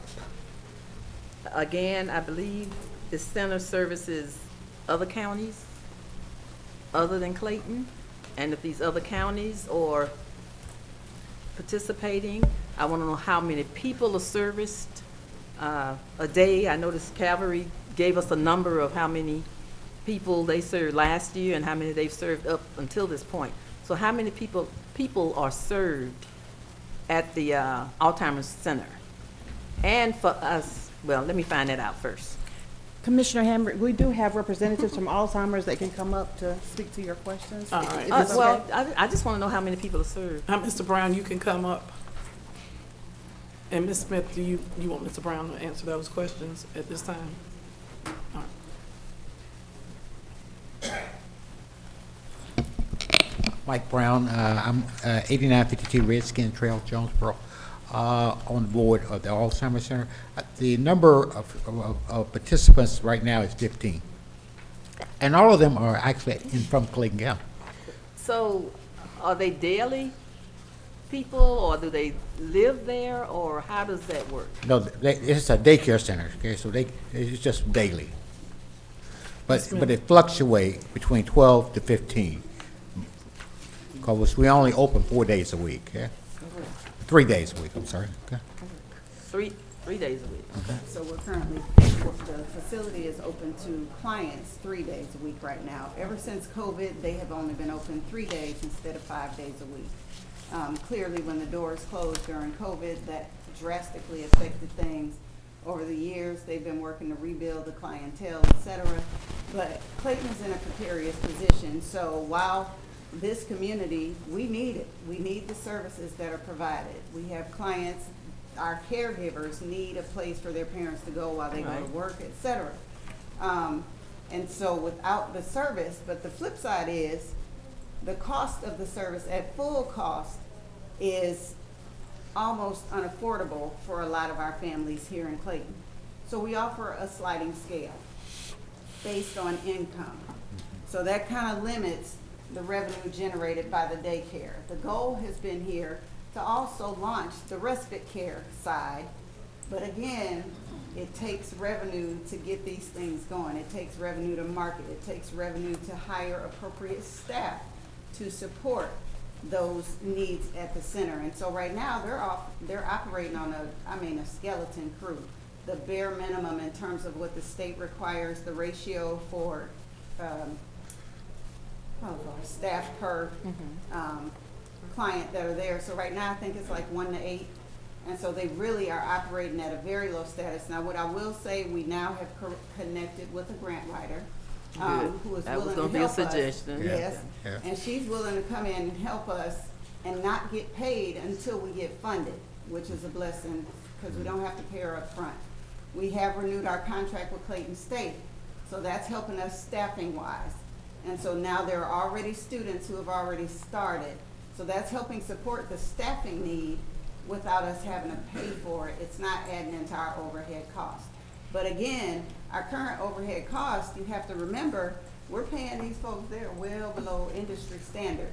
And so all I can say is what I hear tonight, be it for Calvary Refuge, be it for the Alzheimer's Services Center, all of us are focused on this community right here. All of us are focused on the most vulnerable populations. I heard somebody, Ms. Sabrina stood up here talking about our children, right? And the need that is there because it helps support our children in school. And then here we are on the total opposite end of the spectrum, our seniors, not just our seniors in general, but our seniors that are suffering with a debilitating disease. You're talking about Alzheimer's and other related dementias, and the families that are already struggling, having to support that need as well. Okay, let And me so- ask you this, because I don't want to prolong this. Okay. So do these people that go, do they pay? Yes, but we're on, again, they're not paying full cost. Nobody, I don't think, we might have one client, one. and I'm looking back, y'all forgive me, so Ms. Wood is here, my chief deputy, but we have volunteered a whole bunch of time. Like, she's volunteered, helping us keep track of. And I appreciate Okay, all so that. that's Let me why I ask you was this. looking. But The only chair- one right now is able, because we go based on the patient's income, not their family. And so based on the patient's income, yeah, only one is paying, I believe, full cost. And you all service the full county and some of the surrounding counties. So do We- you all go to the municipalities and ask them, request money? Yes, and so Mhm. right now, we've been trying to make sure we're bringing the awareness. Needless to say, I think a bulk of our in terms of municipalities, might be Forest Park. Forest Park. Yeah, that's a big bulk of our residents, but all 15 patients right now are from Clayton County. And that number is steady increasing. They have recently more calls than ever before. Folks are trying to get their paperwork squared away with Medicaid or whatever. What's affecting us as well, though, I heard somebody mention budget cuts. So one of the cuts we just experienced for staffing was a federal cut. Like their whole budget got cut, so they had to remove the staff out of the facility. Right now, Medicaid hasn't affected us yet. Hopefully it won't. But that's something that could be coming down the pipeline, and so, but on a positive note, the grant writer, that's gonna help, tremendously. Okay. Yeah. Well, right, and we just passed a budget that we barely got away with not having to do a tax increase. So just like you all have cuts, we do too. Yes, I understand. And all. So what I'm proposing to the board tonight is that we get this, look at the numbers, look at your numbers, and I think we did receive something, I because sent you the I'm not P&L. suggesting the full 200,000. I'm not saying don't give anything, Okay. because, I mean, again, I do want to help and don't want to be heartless, and I'm not, but it's just that we're thinking of the county in general, the full county, and we really have to be good stewards of the money. And right now, just to give out $200,000 to everybody that's coming and asking, and I know that's not what you all are doing, but we want to be more conscious. I would like for us to hold this, get a count of the money and all, and see what we can give at this time. And to me, it won't be the 200,000. I hear you. All I can say is I do hope and pray that y'all discuss this, and soon we're in the same position. You're right. As they are, like, the Right. doors are on the verge of closing. While we can support the surrounding counties, we do support Clayton County. And it is a genuine need for those who are dealing with Alzheimer's, but also for the families that are affected by it as well. Have the other counties been asked to give funds or funding? Well, at this point, let me keep this real with everybody. Like, we're in survival mode. Correct. So as a board, I know Mr. Brown, we're doing everything and then some to keep the train running. So the creativity, Right. honey, I can tell you now that like the creative juices don't flow Right. when you're struggling and you're stressed. And so this is just, a plea for a boost ahead, knowing that you have a responsible team in place now. Okay, well, if it's okay with the board, I would like to recommend we look at these numbers and make a suggestion, and hopefully it will be something that will help you all, but not 200,000. Now, that's one No, member, that's I don't just, feel it's unreasonable, otherwise I wouldn't have requested it. Y'all know I asked for more than Right. Let's just keep it real. and you There's take a out lot. tax, you. Anyway. That's just real talk, though. You can Band-Aid a situation, and then you end up back in the same situation. There were a lot of pleas or requests for funding for the ASC prior to me becoming a part of this board. Are you all I'm on our not list? responsible for any irresponsibility. I'm stepping forward, trying to do this right and ensure that we can help this place sustain. And I itself. appreciate that. Thank you so much. Are they on our list of charitable organizations? Yes. You all, okay. Yes. Okay, so we want to take that into consideration. Well, I would like for us to take that into consideration too. before making a decision on this amount tonight. Commissioner? Yes, a couple questions. First, Mr. Brown, thank you, because you've been on this board for umpteen Forever. years. And you all have been in a mode of survival for at least the last 10 years. And so thank you for not Giving up. leaving. Right. For not leaving the Alzheimer's Service Center. And for other things that you do. Correct. Too. And Danielle, you've come in boots a-blazing, and thank you. We have given the Alzheimer's funding in the last couple of years. And we've got to begin to keep and take care of those in need, being Alzheimer's patients as well as homeless and the Calvary Center patients. We've got to figure out from Clayton County, how do we begin to handle these core issues that affect us? One of the major first questions I have is, the $200,000 that you are requesting, is this for full service operations for the entire year, or for how long? Based on an estimated cost of operations per month, it's about $20,000 per month to run the facility, right? And so even at $20,000 per month, suppose it was the $200,000, that takes us 10 months of operations without, where we can really focus the energies on building this place back up the way it needs to be. Okay. And that's adding in the grant writer coming on board, right? Then there's funding. She's confident. I've seen her work before, so I'm confident. That And when is your she's fiscal year? funded. Your fiscal year? December 31st. We're, December. Well, Okay. no. No. They're on the same fiscal as the county. So you're saying, Yeah, so July? through June. Okay. So the question, next one is, however you're funded, what would be the plan for fiscal year 2026 going forward? Well, the current grant, so I'll say this, we've always gotten the HUD grant. There's the food grant, which we get every year anyway. What's the other grant? Senior Services, we Okay. receive a grant. So there are consistent grants that do come to the ASC. Hopefully, I mean, I ain't gonna say hopefully, there will be additional grants coming to the ASC when we can get the grant writer on board. Okay. So Go ahead, I'm grant sorry. funding and donations, that's how this place will sustain itself. But again, you know, outside of my tax commissioner duties, which Right. take enough time to be able to focus the efforts, it's very difficult to keep putting out fires and putting out fires and putting out fires just to barely make it, versus being able to give focused energy Yeah. to helping it do what it needs to do. Marketing, I tell everybody, you can market honey, but you gotta have the funding to be able to properly market as well, so folks know you exist. And so just for skeleton structural operations, are you looking at roughly about 60,000 a quarter? Mhm. Yes, sir. Okay. Because again, to Commissioner Hambrick's point, we must begin to watch our general fund and what we're funding and how, the methods that we're using to fund. So I believe that we're going to have to do something, but we need to begin to look down the road to say, also, for fiscal year 2026, what is the plan? You know, I thank you again, because you're not here as tax commissioner, you're here as a board member. So we thank you for that, and we've got to figure something out. You know, for me, it's quarter by quarter going forth, honestly.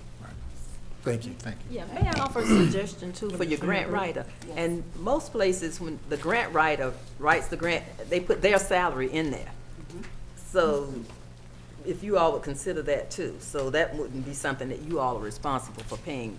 You know, let that grant writer, whatever amount they can get, and a lot of time that's more of an incentive for them to work a little harder. Well, and I guess that's why she said she'll get paid when we get funded, right? Common Because practice. she knows it'll already be put into whatever the We'll grant let it come request is. Okay. Okay, and I don't know if we ever saw something to say how much money goes to the staff, of the staffing. I sent you Yeah, guys you full sent that. P&L, Yeah. it lists Okay. all the Mhm. salaries, but I can send you guys additional No. detailed information. No, if you we'll need pull but it, I we'll, can we'll send- pull it and make sure Well, all we board can members have move it. along. Yeah, and put it back. All right, at this time, what is the motion or the wish of the board at this time? Well, I do have one more question. All right, Commissioner which is- Davis. And it's Oh, and I did- going to lead to how we need to put this motion together. Because as far as, easy, when are you all out of money? yesterday. Yeah, okay, that's what I Yeah. thought. And I forgot that you asked about what happens in the following year. So aside from the grants, et cetera, and donations, there are also fundraising efforts. Commissioner Davis knows you were there Correct. at the golf tournament, which Yeah. I think we profited about 13,000 this 13,000. year. And that was just us stepping in at the last minute because the ED stepped out. And so, you know, there are various fundraisers. The Alzheimer's Walk, which is coming up September 27th. That's another fundraiser, 5K walk/run, holiday gala, the Alzheimer's, what is it, the Fall Festival is in October. So we got September, the walk, October is the Fall Festival. November, it's anticipated to be our holiday gala. But again, with all the transition we've had going on, it takes time to make sure you pull it together and do it right. It's anticipated that will be a more formal event/gala that could be a great fundraiser with the right donors. Okay. So what's the? My thought is, and I'll put this in the form of a motion, that we move to approve a quarter's worth of, 1 quarter being $60,000 of funding for them to get through the next 3 months, while we begin to pull back a lot of the information that Commissioner Hambrick is requesting, to begin to look at how we begin to move forward. Is that a motion? That is, I put that in form of a motion, yes. Okay, I'll second that. All right. Is there any discussion at this time? Are you ready for the vote? All in favor say aye. Aye. All opposed? Nay. Any abstentions? The ayes have it and the motion passes. Thank you. Thank you. All right, next will be Resolution 2025-166, a resolution authorizing Clayton County through Clayton County Fire. I'll let you read it. You know, I'm so used to reading everything from school. Yeah. Good evening. Resolution 2025-166 is a resolution authorizing Clayton County through Clayton County Fire and Emergency Services Department to enter into a memorandum of understanding with Hearts to Nourish Hope to formalize a collaborative relationship to support joint community initiatives and events to promote public health, safety, and well-being, and to accept a monetary donation of $12,020, to authorize the chairwoman to perform all acts necessary to accomplish the intent of this resolution, to authorize the chief financial officer to amend the budget where necessary to reflect an appropriate revenue source and expense all as may be required, to provide an effective date of this resolution for other purposes. All right, thank you. All right, at this time, I need a motion to approve Resolution 2025-166. So move. All right, I second that motion. Is there any discussion at this time? Yes. Commissioner Allen? My question is, well, it wouldn't be for you, Chief Sweat. It's more so for the actual organization. My concern with this organization, I think it's great that this organization would like to donate $12,000 to the fire department. That is great. However, this is the same organization that services and does the warming center. And what my question would be, if anyone can answer, where is he or she getting this $12,000 from? Because every year, for the last 2 years, she has contacted the sheriff to purchase the mattresses for the warming center. There's also other organizations, I believe, that should receive this $12,000 that actually services the citizens of Clayton County during the warming center thing. So my question would be for Hearts to Nourish Hope, where is the $12,000 that they are getting to donate? However, when it's time for them to actually service the county, they are pushing off their work to other organizations and or calling, like I said, the sheriff who purchases the mattresses. Chief Sweat, you can come forward.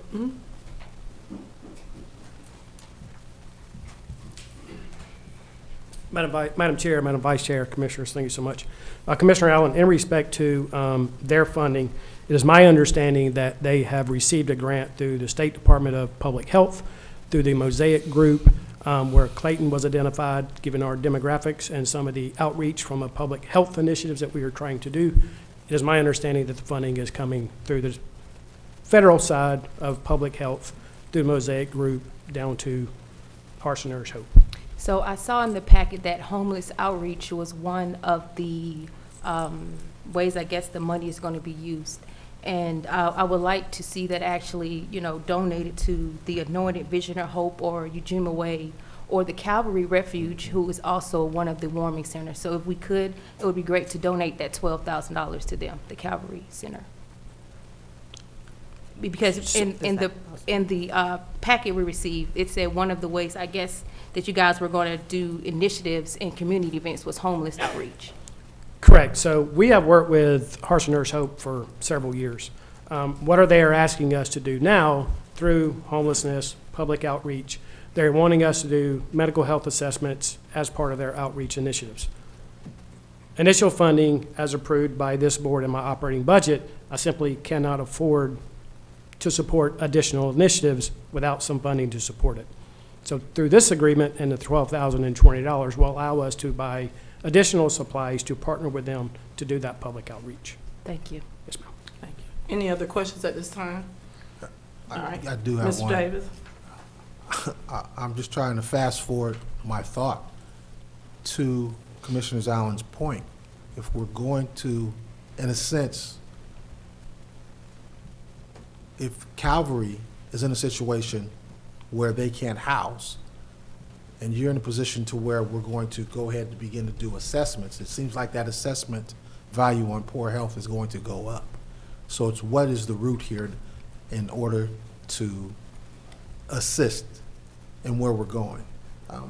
I think the word donate is strong. We don't know if you can donate, but I kind of understand where Commissioner Allen is going here. We've just figured out how to do something to take care of our Alzheimer's patients. We've got to make sure we don't get these homeless folks on the street to where they are having and incurring a trauma health crisis. So I believe we got to begin to look at that as well. That's just a statement, I guess. Thank you, sir. And I wonder what stipulations are in that. Does it have to go to a health, being you with EMA and all? That's what it sounds like. It has to. Because if it's a federal grant, it has to be used for EMA, more or less, correct? Correct. Well, it said homeless outreach in the packet we received. Sure, it's several different types of outreach. Homeless was simply one of those. Once again, we partner with Hearts and Nourish Hope for years.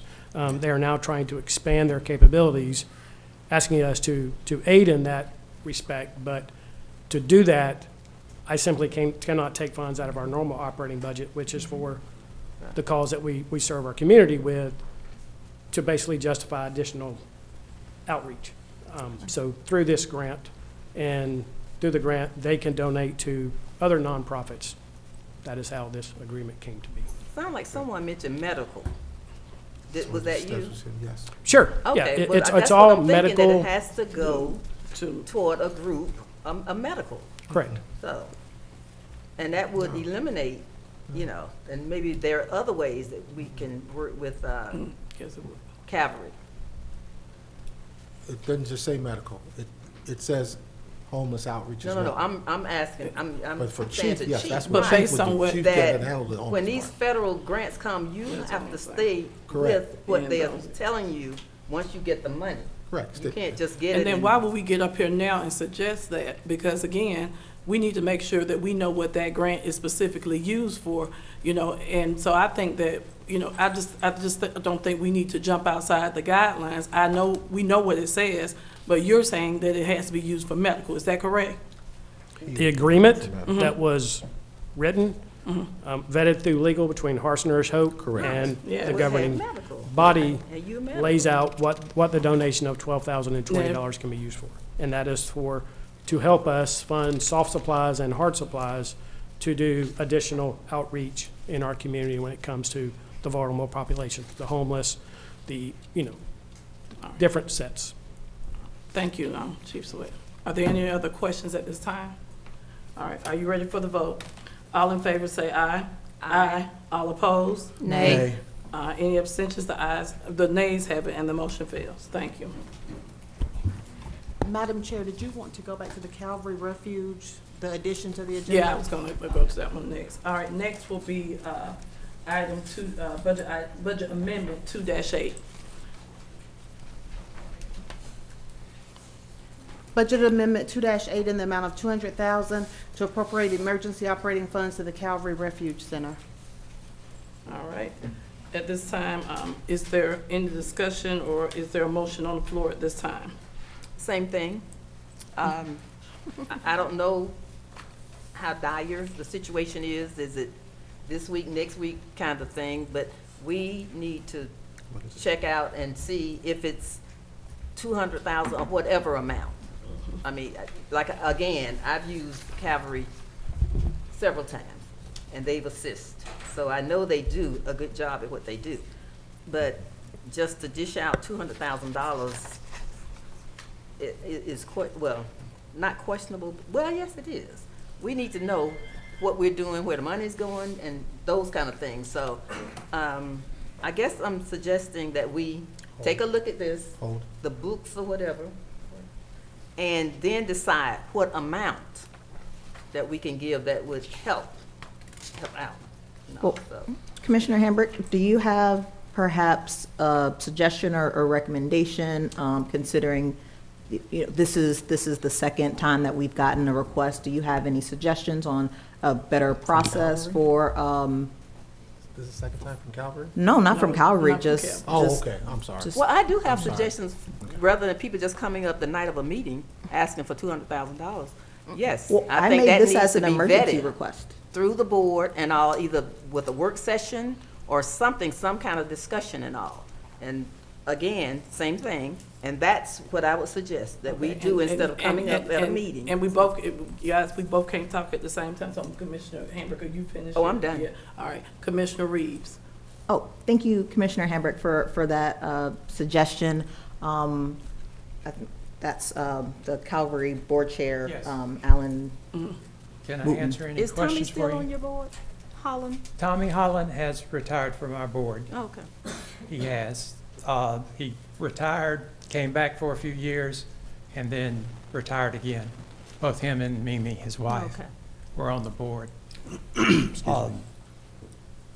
I will tell you that in our case, we are looking at about a month to a month and a half for salaries that we have funds for. That's where we are. I'll have a up-to-date through the half of the year financials that we can provide you, so you can see where we've hit a shortfall and where we're spending more money and what we're trying to accomplish. If that's what we need to do. But in the case of the emergency situation that we're in, we need to do something to get through the end of the year. We have grants coming, but that's not till probably October, and we need to get to October. Now, I'm not saying that this is all the commission's responsibility, but we are going out in the community to our donors and asking the ones that can, please make your donation now instead of later in the year. But we need to get through the next 2 months. And Do that's, you all service other counties also? well, we were told that once a person steps on our campus, they're a Clayton County resident because we're in Clayton County. That's what we were told with the last grant. So, yes, we service people from all over, but Clayton County is what we're there for. So, being told that we're supposed to take everybody that comes, that if we have room, then they're all Clayton County residents at that time, especially if they have children, a family, the school gets involved. We interface with them so that they can be able to do their homework over our Wi-Fi system or whatever it may be. So. That was something else. With the municipalities, do you all make requests through them?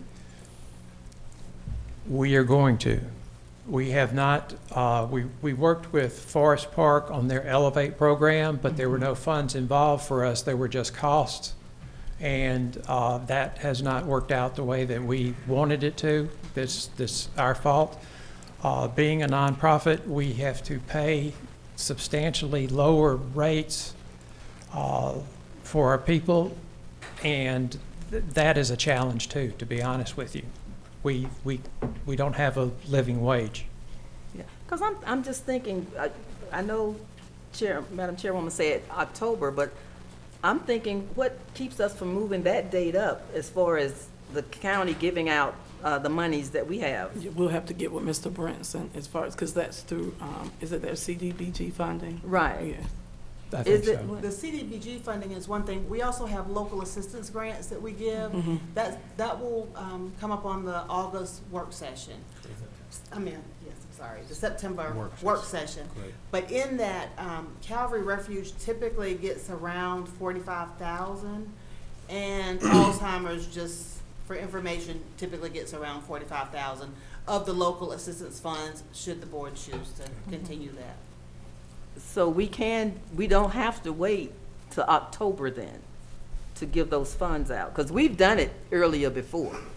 Correct. It depends on once they sign the MOU. Once the board approves the amounts to each agency, Right. then legal drafts MOU agreements with each one of them, and once they receive them and send them back, they receive the check. So it depends on how quickly the MOU process proceeds, how soon they get Yeah, let's it back think to about us. that.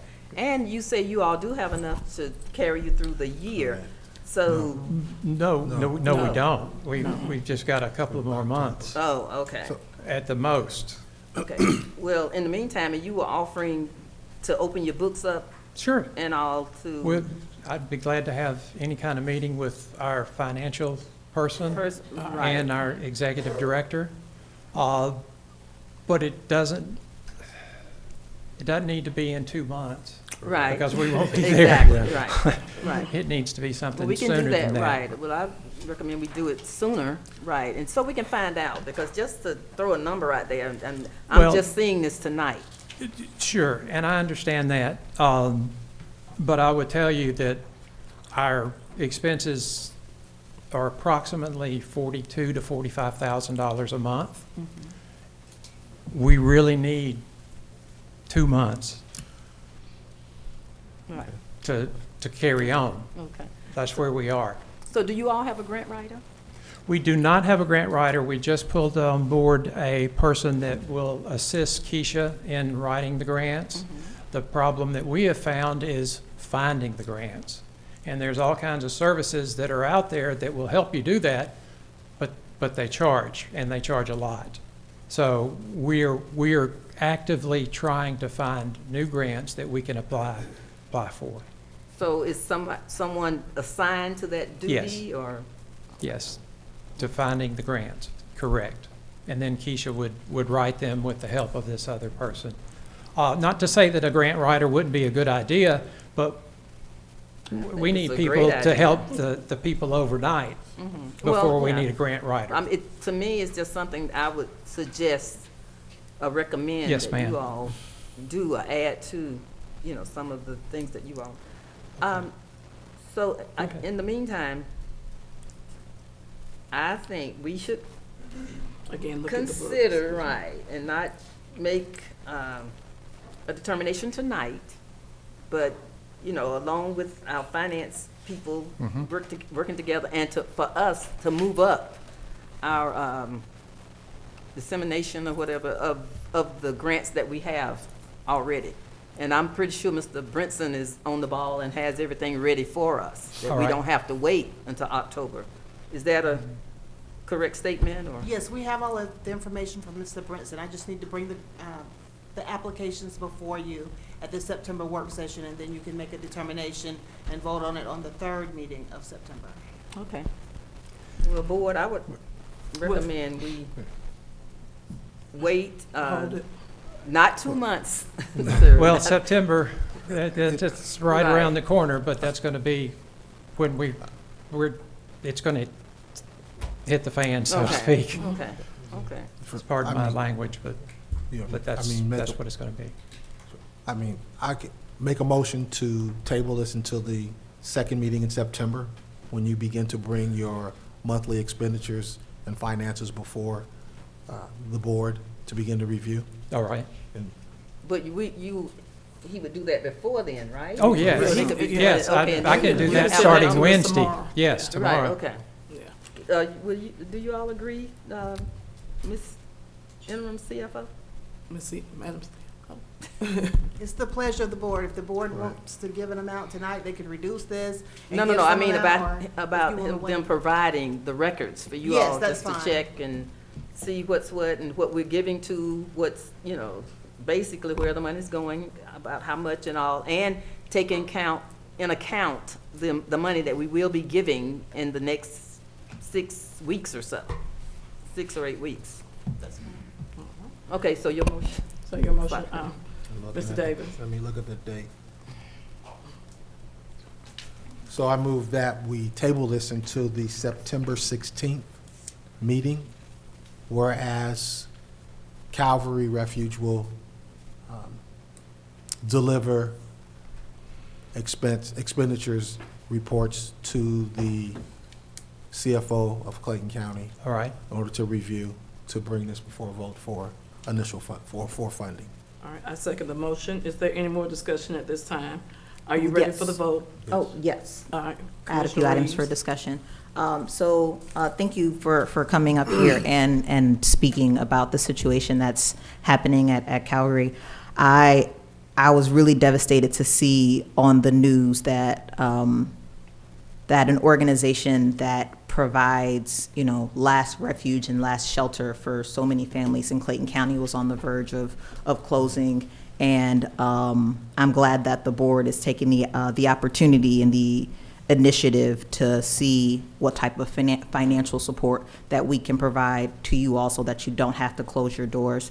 I've also been in touch with some of the municipal leaders, and I know in addition to Forest Park that there are other city members who are discussing how they can also support you all. Great, thank you.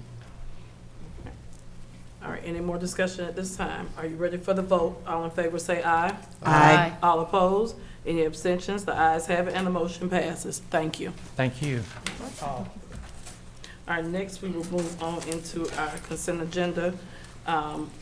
We'll go to, where we're ending our consent agenda and moving into, where we're still in our consent, we're in our consent agenda, we're going back into our regular agenda. It's different, and I know we're gonna go on the votes first for the boards, and then we'll go back into, some of the items from this consent, from this part of the agenda, the regular agenda.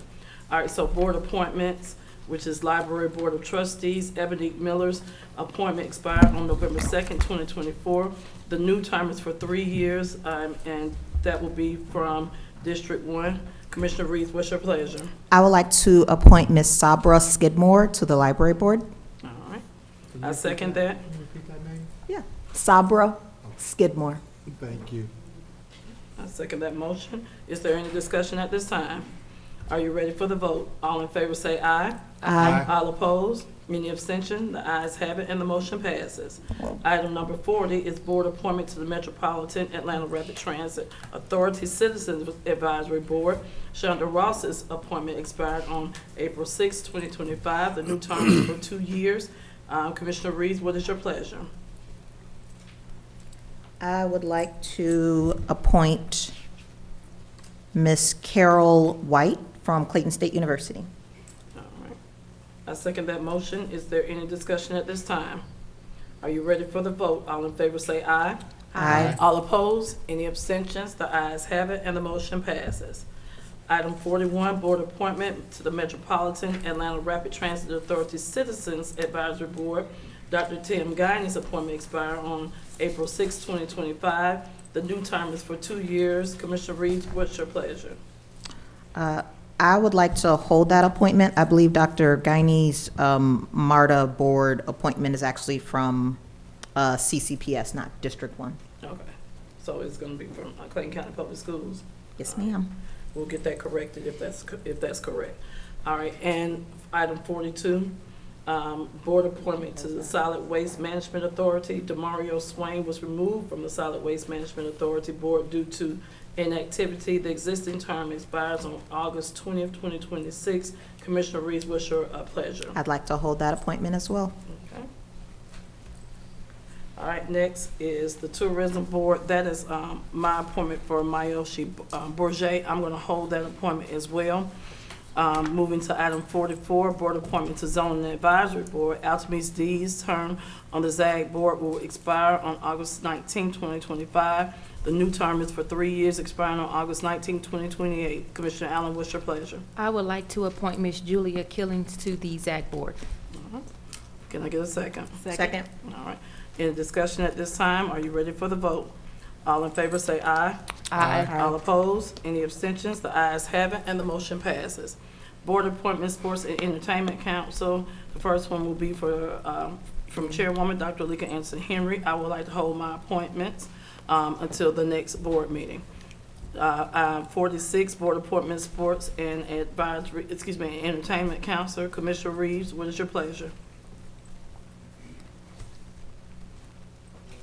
You have 2 appointments too. I don't have any recommendations for this Sports and Entertainment Council at the moment. Thank you. Next, 47, board appointments, Sports and Entertainment Council. Commissioner Hambrick, what is your pleasure? I would like to hold my appointments. All right, thank you. All right, board appointments to the Sports and Entertainment Council. Commissioner Allen, what is your pleasure? I have one appointment, and I'll hold my second one. So my first appointment is Mr. Evans Oglesby. Evans Oglesby. I'll second it. All right. All right. At this time, is there any discussion at this time? Are you ready for the vote? All in favor say aye. Aye. All opposed? Any abstentions? The ayes have it, and the motion passes. All right, board appointment, Sports and Entertainment Council. Commissioner Davis, what is your pleasure? I'm going to hold to the September 2nd meeting. Okay, thank you. All right, and then we have a board appointment, Sports and Entertainment Council at large, 3 appointments. Does anybody have anyone for those 3 at large appointments? I'm safe to bet that we would hold that all 3 of those to September 2nd. Okay. All right, let's keep moving. All right, resolution 51 is resolution 2025. Excuse me, and I'll let Mr. Reed read that.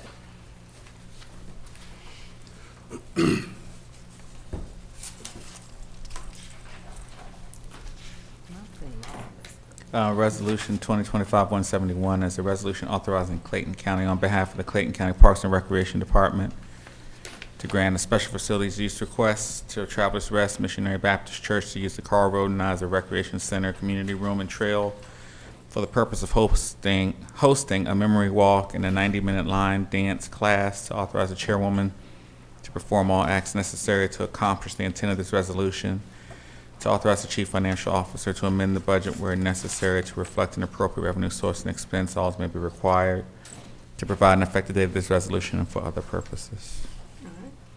All right, board members, what is your pleasure at this time? I need a motion for item 51.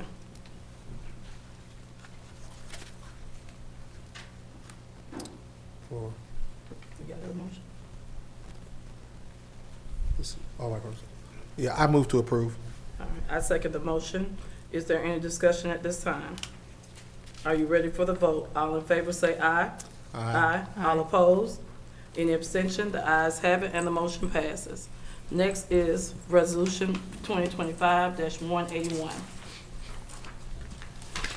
Resolution 2025-181 is a resolution to establish additional duties of the Budget Committee to provide the parameters for a mid-year budget review, to authorize the Budget Committee to perform all acts necessary to carry out the intent of this resolution, to provide an effective date and for other purposes. All right. At this point in time, I need a motion for resolution 2025-181. So moved. Second. All right. Any discussion at this time? Yes. Commissioner Hambrick? So what's the mandatory, why? Somebody explain this. All right. Commissioner Davis, you put it on the agenda. Can you explain Correct. the purpose? Based off of a lot that we've been speaking about as far as folks coming, requesting funds throughout the duration of the fiscal months or the fiscal year, we basically have said we're going to put in place a mid-year review and there are certain premises that have to be met in order for them to bring before the board to request fundings to their departments. So are we starting this tonight if this passes? Because people have been bringing Yes, things, ma'am. is what I mean. I would, yes. Well, mid-year Is that is not consensus? tonight, mid-year will be, our budget starting in July, so our mid-year will Okay. be. I'm fine, Well, I'm we go- fine with it. I Well, it just wanna says, make sure. it states October, I believe. Yeah. Yes, so right now, if passed, the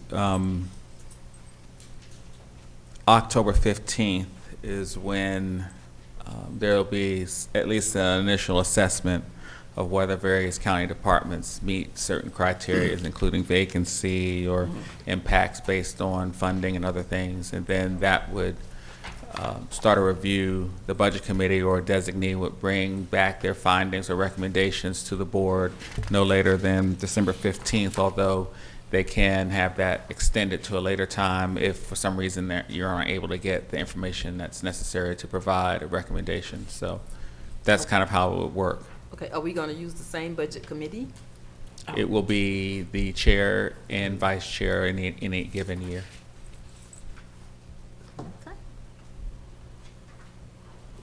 Thank you. All right, any other discussion at this time? All right, are you ready for the vote? All in favor say aye. Aye. All opposed? Any abstentions? The ayes have it, and the motion passes. All right, item 53, we already took care of that, correct? Yep. Yes, So we're item on that? 53 was removed, so we're now to our budget, to our All right. zoning hearing. All right, at this time, we're moving into our zoning hearing. Madam Clerk, will you please read the public hearing information? Citizens may speak for or against an item that is considered by law to be a zoning decision. Each side will have 10 minutes to present its case. In the event there is more than one speaker per side, speakers must divide their time to complete their full presentation in 10 minutes time allotment. And when their time is up, they must cease speaking and leave the podium. Applicants and citizens in favor of an item will speak first. Applicants and cases have the right to reserve time for rebuttal. Opponents of zoning decision items shall have no right for a rebuttal. When speaking, speak directly into the microphone and begin stating your name, address, and the name of your organization. Please be reminded that abusive or derogatory or offensive language will not be permitted. Next, we have item number 54. All right, at this time, is the planning consultant here? Was that withdrawn? Is the item 54, is that withdrawn at this time? Yes, the applicant is seeking a withdrawal. Okay, Commissioner Allen, what is your pleasure, or what is your motion? To accept the withdrawal. All right. All right, I second that motion. Is there any discussion at this time? Are you ready for the vote? All in favor say aye. Aye. All opposed? Any abstention? The ayes have it, and the motion passes. Thank you. All right, the next case is BOC-2410-0459, a request by William Scotsman Incorporated for a conditional use permit for warehouse and storage, repair, refurbishment, and cleaning of trailers and furniture owned by a Modular Space and Storage Solutions leasing company at 3640 Grant Road, Ellenwood, Georgia, 30294, which is in the heavy industrial zoning district. The subject property consists of 39.61 acres. Wait, hold on. Okay. Okay, so I have for 55 rezoning request for, okay, They that's the had two. PUD. They had, it was two. District 3. Yeah, I So got it. actually, Oh, Lord, is mine flipped over here? I think the first one was 24050427. So I think the next one should be item 55, 24080440. Okay, I got confused, okay. She can read that and then let Okay. gotcha. Commissioner Allen make her Okay, recommendation. cool. Yeah, Okay. withdraw them separately. Okay, thank you. I apologize. Okay, so I am reading the caption BOC-2408-0440, a request by Battle Law to rezone 9577 and 9579 Highway 54 and 9350 Ryan Ridge Court, Jonesboro, Georgia, 30238, from AG, Agriculture, to PUD, Plan Unit Development, for a development with 59 single-family attached townhomes and 321 single-family detached lots. The subject property consists of 146.24 acres, further known as the parcels listed in your agenda, located on Highway 54 between Tyler Terrace and Whaley's Lake Trace, and at the dead end of Ryan Ridge Court and Jordan Mill Trail. This is in Commissioner District 3, and the applicant is seeking a withdrawal. All right, Commissioner Allen, what is your pleasure at this time? A motion to accept the withdrawal. All right, I second the motion. Is there any discussion at this time? Are you ready for the vote? All in favor say aye. Aye. All opposed? Any abstentions? The ayes have it, and the motion passes. Next is BOC-2410-0459. The hearing has been done on this one, correct? Yes. Okay. Okay. Yes, the applicant is seeking a withdrawal. Do you need me to reread this in the record? Yes. Okay. So BOC-2410-0459, a request by William Scotsman Incorporated for a conditional use permit for warehouse and storage, repair, refurbishment, and cleaning of trailers and furniture owned by a modular space and storage solution leasing company at 3640 Grant Road, Ellenwood, Georgia, 30294. The property is zoned heavy industrial.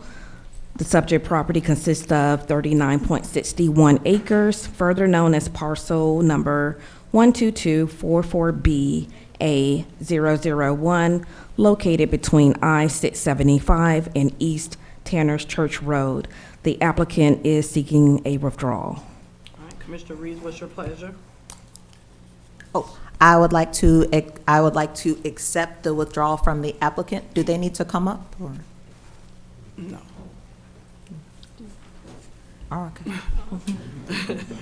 All right, I second the motion. Is there any discussion at this time, board members? Are you ready for the vote? All in favor say aye. Aye. All opposed? Any abstentions? The ayes have it, and the motion passes. Next.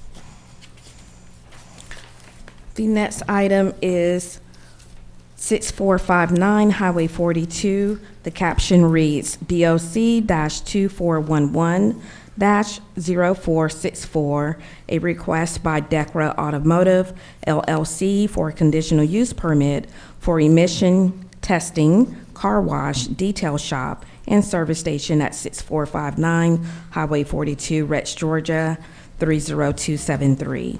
The subject property consists of 9.20 acres.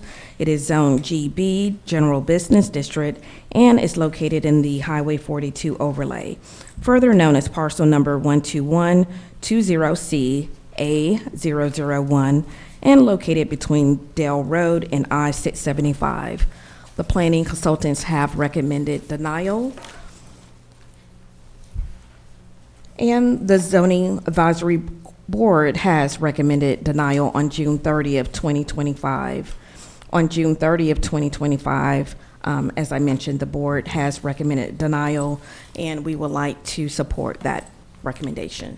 All right, is the applicant present tonight or here to present? All right, please come forward.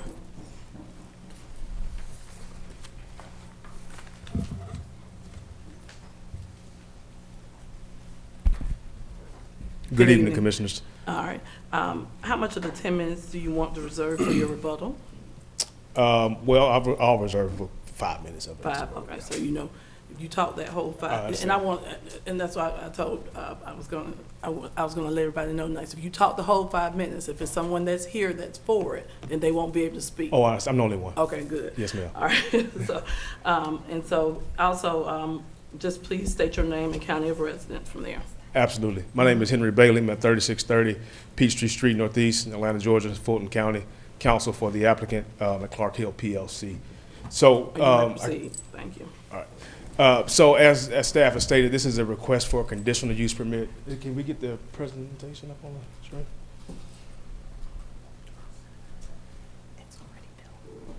This is a request for a conditional use permit for an emissions testing facility.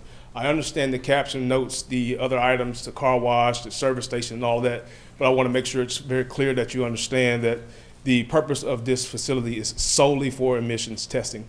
And so in this presentation, you'll see this property. Could you go to the first slide, please? Or is that, thank you. So here's an aerial location of the property right near the intersection of 675. And you can see the Family Dollar there in the top left corner of that parcel. The emissions testing facility is not just proposed there, but it is already located there.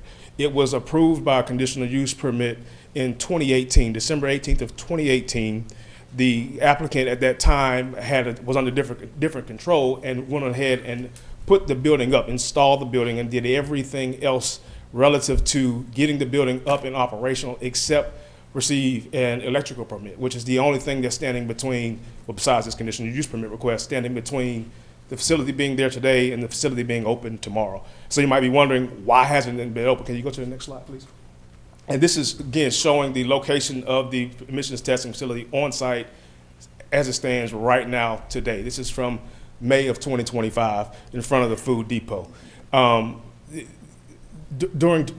the application was first approved for conditional use permit, there were no conditions on that application that gave it an expiration date. All conditional use permits in Clayton County run with the land and don't have an expiration date. The only thing that's required is that you obtain all of the permits within 2 years.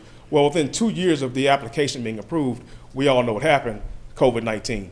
And so in that scenario, the applicant was not able to finish pulling all of the permits necessary. So fast forward to 2025, they've got a general contractor now that they can go in and finish the work and do all the things they need to get done. Staff's position is that we need to get a new conditional use permit, which I understand and respect due to the fact that all the permits were not pulled.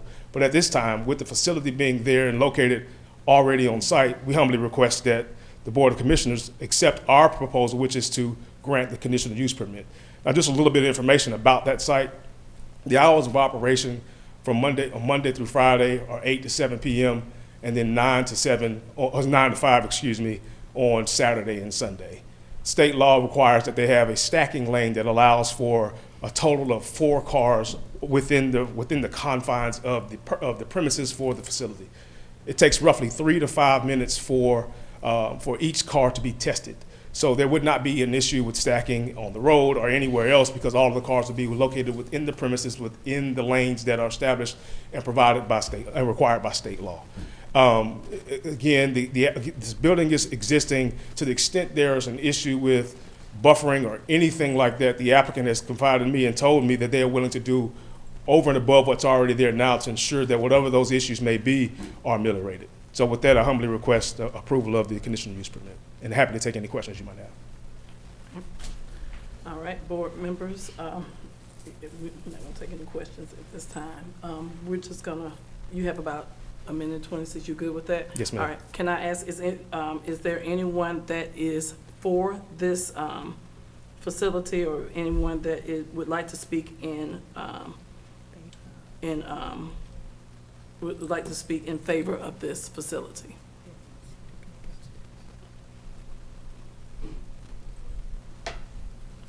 We can move on. All right, thank you. You can have a seat. All right. Also, at this time, we'll let them set it for the 10 minutes.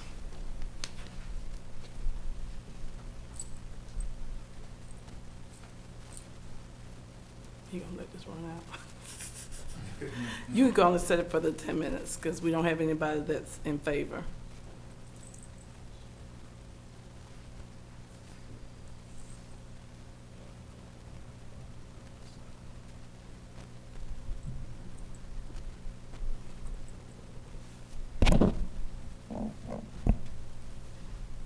All right, is there anyone that's in opposition of this facility? Is there anyone that's in opposition? All right, and I'll get you in the back next. All right. Henry Anderson, District 3 constituent and resident, unincorporated Clayton County, Hampton, Georgia. I'm going to say this. I'm in denial, but I'm going to say this to all 5 of you, our Clayton County Board of Commissioners, and I'm going to say this to our zoning administrator, Mr. Tyler McSwain. And I have said this before. I come in order. I work hard when I present. I have asked when a denial is given, it is intelligent and it is right to state the reason for the denial. I have asked all of you that. It was done. I did not see it there. Of course, I'm going to deny because Clayton County does not need any more car washes, detail shops, service stations, townhomes, etc. That's why one of the reasons, in my estimation, we are in Tier 1. But that's not an official reason. I would like to know why the zoning and administration denied, so I can echo that. Now, I'm going to ask you all, this is why I'm going to go through evaluations. That is totally appropriate, Madam Chairwoman, Mrs. Dr. Leka Anderson-Henry, and in order, as you say, to just simply put a statement of denial. That's all. So I'm in denial. But so when we come intelligently, so I can be intelligently and not just say we don't need another car wash, another detail shop, another service station. I can echo the reason that the zoning administrator gave an official denial. Now I'm going to ask this again so that I can be intelligent, an intelligent citizen, which all of you want. That's not too much to ask. So I'm going to ask again, starting next month, that they just give a simple denial, and it would be nice to see it in the agenda. That is not inappropriate to ask. That is can be granted. And I hope you all will take my suggestion and do so. Thank you. Thank you.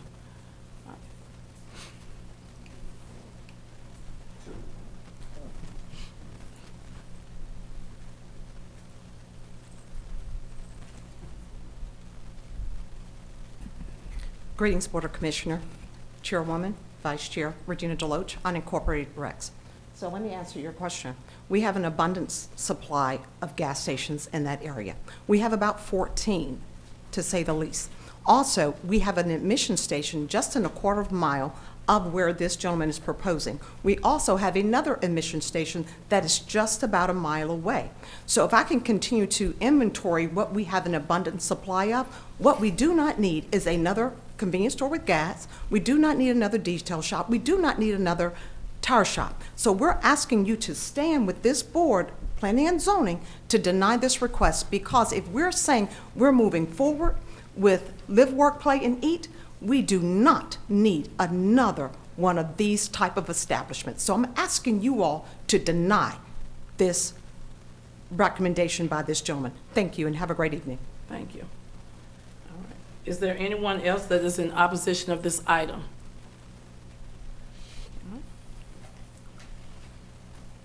Seeing none, Commissioner Reeves, what is your pleasure? He needs to have 5 minutes for Oh, I rebuttal. was about to move on. All right, you can come on back up. I forgot you got 5 more minutes. Thank you, I appreciate it. Again, my name is Henry Bailey. My responses are limited. First of all, let him say it right quick. All right. Henry Bailey. My responses are limited, and before I begin, I just want to thank them for their comments. I appreciate their concerns, but I want to remind the board that this is not a car wash, this is not a detail shop, this is not a gas station with convenience store. This is simply an admission station that will have one employee there on site at all times. The building is already there. The Board of Commissioners in 2018, albeit a different board altogether now for the most part, approved the conditional use permit request on this very site for this very building for this very purpose. So I wanted to remind you all of that. And then the second thing is the state of Georgia, the city of Atlanta, the metropolitan Atlanta area, including Clayton County, are required to do emissions testing to be in compliance with the Clean Air Act. And I understand that there are additional emissions facilities in the immediate area and in the broader area. But the more that these facilities exist, the better chances the county has of remaining in compliance to ensure that the motorists that are traversing the county's roads, where you want to have places to live, sleep, eat, play, work, do all the things that give you the type of quality of life that you want to have. You want to make sure that you have a sufficient number of facilities to test the vehicles that traverse those roads to ensure compliance with that act. Again, reminding you all that this is not a gas station, this is not a car wash, this is an emissions testing facility where the board in 2018 previously granted a conditional use permit request. I humbly ask that you grant this request tonight such that the building can proceed on and operate in the manner that it is situated to operate right now. Thank you. Thank you. Happy to take any questions. Thank you. Commissioner Reeves, what is your pleasure? I had a question for staff or our zoning consultant. All right, will the zoning consultant please come up? Yes. Few detailed questions. Okay, so I want to clear up some confusion because I know folks have been reaching out about the distinction of this as an emissions building versus whether it's a a gas station or a car wash, and also the confusion around the plus or minus 9.2 acres. But it's my understanding that this facility is about 150 square feet in the parking lot of the food depot in Rex. So it's not the full 9.2 acres. That is a good question. Do we have a survey that we can show of the property? So the information that we place in the legal ad is the information that we receive from the applicant. The description of the property, what the services that will be provided are information that we receive from the applicant. If I may, this is my first time hearing a different description of what will take place on the property. If we can go to the survey that speaks on the accuracy of the acreage, we can address that there.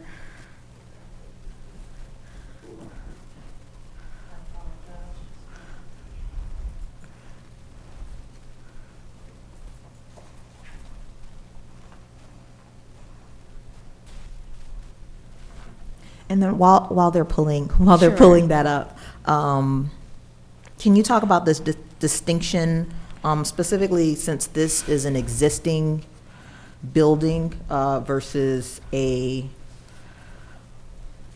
built on site, or a project that needs to be constructed? Can you talk a little bit more about this building actually already existing?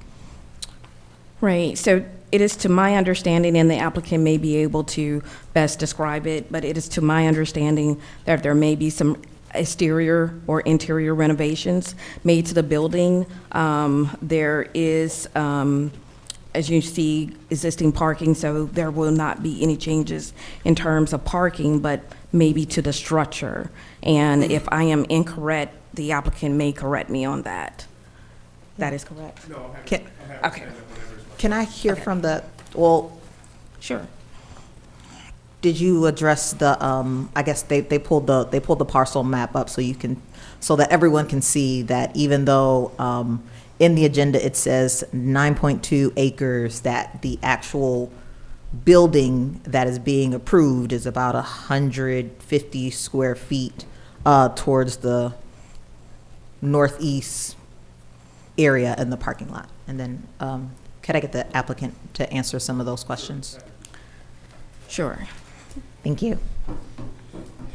Yes, ma'am. Thank you for your question. So to the first question, this building is existing. There's no new development proposed. The building as it stands right now today can be used as soon as it gets an electrical permit. No proposed renovations interior or to the exterior of the building. As it pertains to the actual parcel itself, so this is a strip center with the food depot and several other businesses populating it. So my applicant has a leasehold interest in the portion of the property that it has placed the building. So as a part of the application requirements, whatever the property boundaries are, you have to submit a legal description relative to that property boundary. It is for the entire 9.2 acres because that is the property boundary that the property sits within.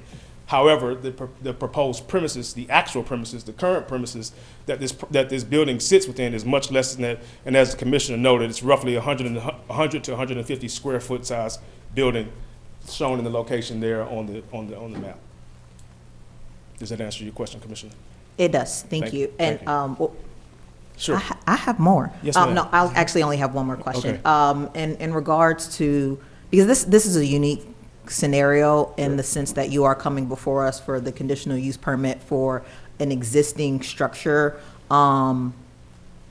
If the building were removed, if the building were removed, how would that leave the existing parking lot?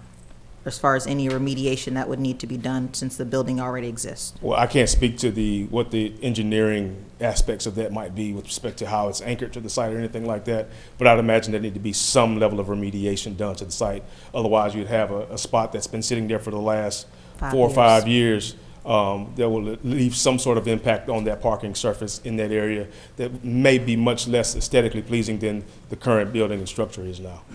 Thank you. You're welcome. Commissioner Reese, what's your pleasure? I make a motion to approve BOC 2411-0464.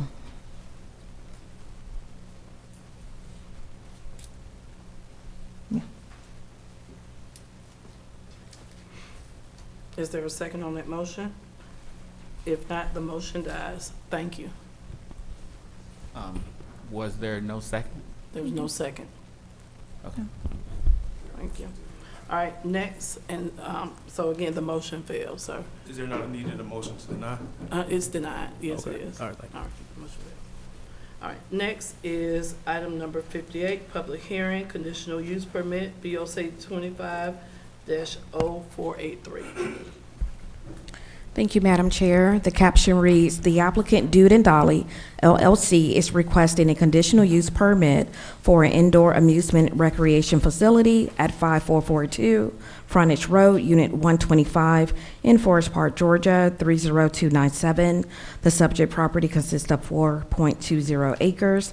It is zoned mixed-use commercial industrial zoning district, further known as parcel number 13084085001, and located at the intersection of Frontage Road and Penny Road.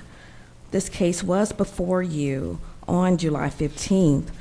With that information, the zoning advisory group did recommend approval with the conditions, and those 3 conditions read is to get approval from neighboring businesses regarding usage of parking spaces, 2, adhere to the noise ordinance, and 3, security on site during operation.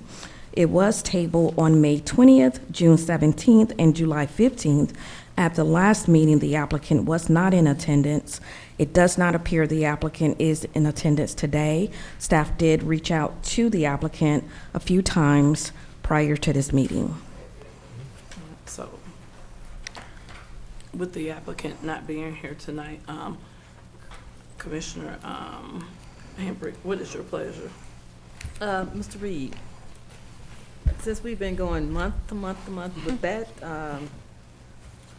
could we, well, I guess not.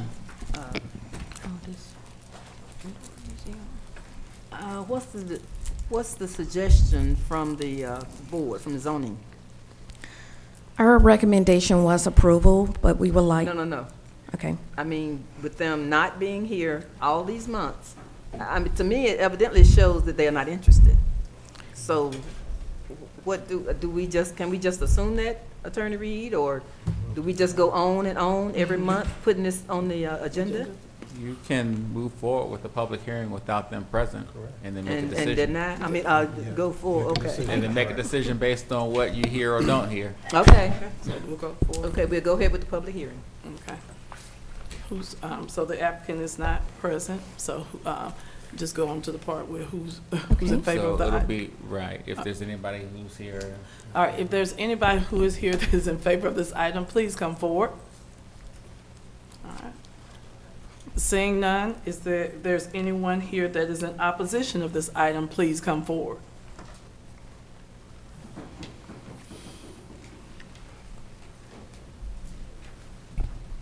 Henry Anderson, District 3 constituent and resident, unincorporated Clayton County, Hampton, Georgia. First, I applaud you on your previous decision. Because the applicant is not here, I'm going to say this again, and I'm going to use myself as an example. The timer isn't moving. The timer, okay, there. I come, All right. when I present, I'm in order, despite whatever emotions or however you think of me personally. I respect. I dress respectfully. I come respectfully. When an applicant does not come, as you have pointed out, That shows disrespect. And for that reason, it needs to be denied. It needs to be denied. It needs to be denied. For that reason, that shows a lack of disrespect, a lack of disrespect for this county, a lack of disrespect for all 5 of you. So it needs to be denied because the applicant should have been here. Thank you very much. Thank you. Will the gentleman from the back please come forward? All right. Oh, that's you, Drew. I couldn't see you back there. Drew Andrews, District 4, and Dr. Henry said exactly what I want to say. When applicants disrespect my commissioners, they disrespect me, and so that's why I recommend denial. Thank you. All right, is there anyone else that is in opposition of this item?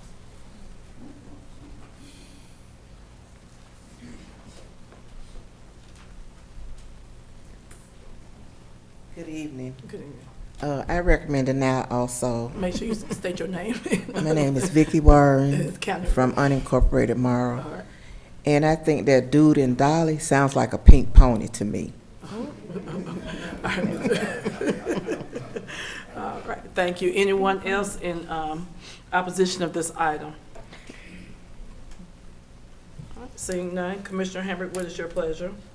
Yes, I recommend BOC-2502-0483 be denied. I'll second. All right.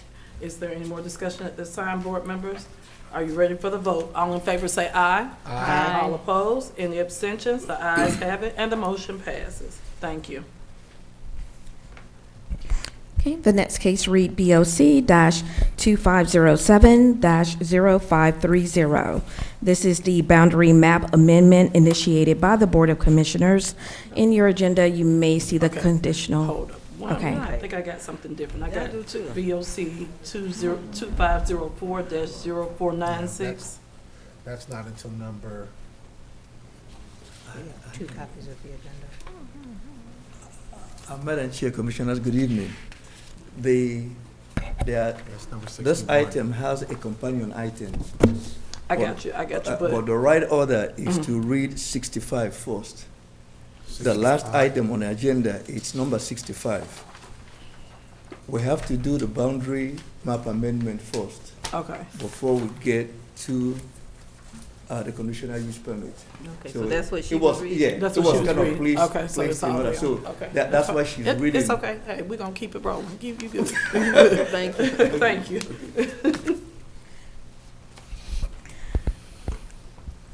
Thank you, Madam Chair. If you wouldn't mind, I'll start over. Okay, BOC-2507-0530. This is the boundary map amendment initiated by the Board of Commissioners to request a zoning map excluding 6795 Green Industrial Way, Morrow, Georgia, 30260. Parcel number is 13145D, C001, from the South Lake Transit Oriented Development, better known as TOD Overlay District. The Board of Commissioners approved the initiation resolution 2025-135 on July 1st, 2025. This item was tabled on June 2nd, 2025 until August 25th, 2025. So tonight we will hear this before. So I'll go ahead and give a history on this item. This item was placed in the overlay district, and in order for this developer to operate in its capacity, this item will need to be removed from the overlay, which is the TOD overlay. And so this is before you tonight. After, if you approve it, then we'll discuss the CUP in which they're seeking to operate. So we'll approve this and then go into the hearing, correct? That's correct. All right, thank you. All right.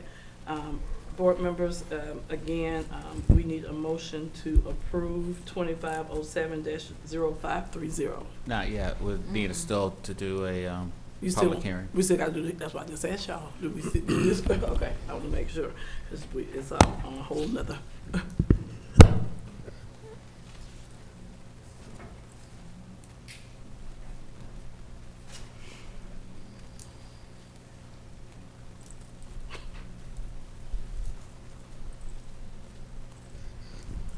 So because this is your item, you get to That's what open, I guess. So you said because it's our item? Yes. We just do it ourselves, correct? All right, so basically, at this time, board members, so we just, do I do it like the regular public hearing? We just talk about it, because that's what they say. Okay, so Commissioner Davis? So, no, you have to have a public hearing, meaning that the public will have an opportunity to come and speak To in us favor regard of whether our they item. are in favor of removing I got this thrown off. parcel. We're gonna keep going. All right. At this, all right, so again, at this time, is there anyone who is in favor of this item? Anyone that is in favor of this item?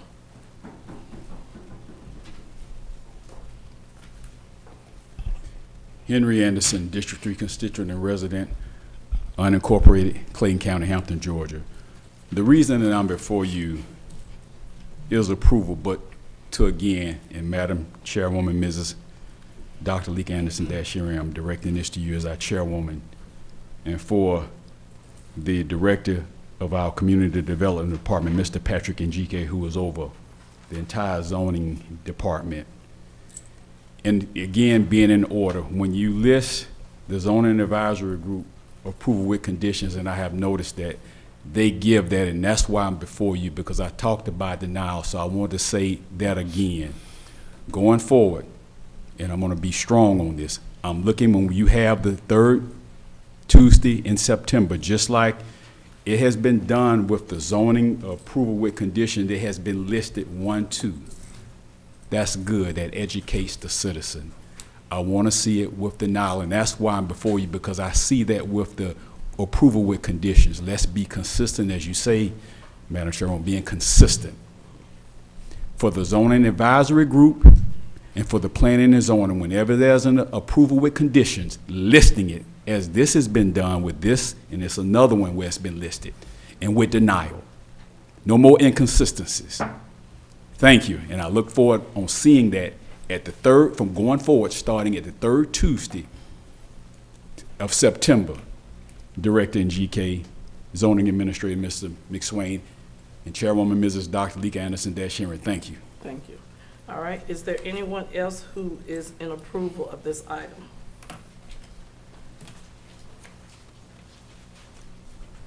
All right.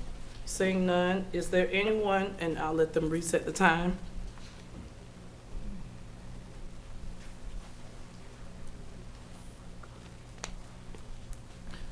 Is there anyone that is in opposition of this item?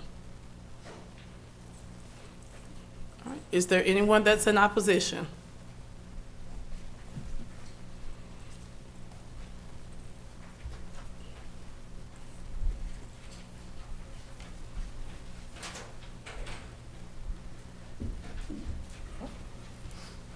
Good evening, everyone. My name is Keith Parker.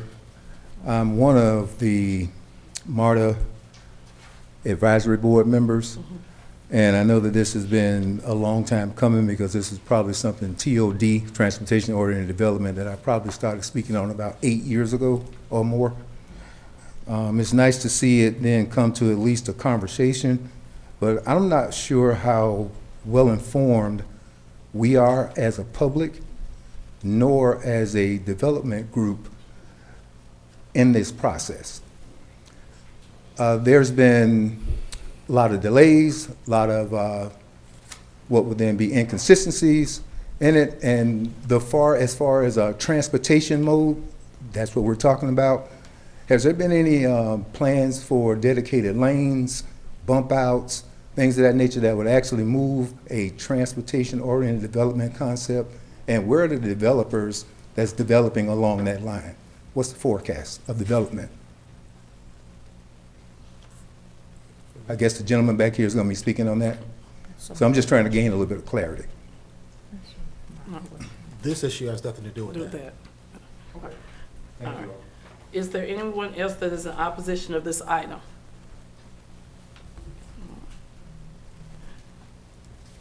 All right, board members, at this time, what is your pleasure? I move that we approve BOC 2507-0530. Second. All right. Is there any more discussion at this time? Are you ready for the vote? All in favor say aye. Aye. All opposed? Any abstentions? The ayes have it and the motion carries. Let's go back now. Okay, the next item is BOC-2504-0496. This is a conditional use permit to request the Board of Commissioners for the conditional use permit for a 27,750 square foot building specializing in trailer services and storage at 6795 Green Industrial Way, Morrow, Georgia 30260.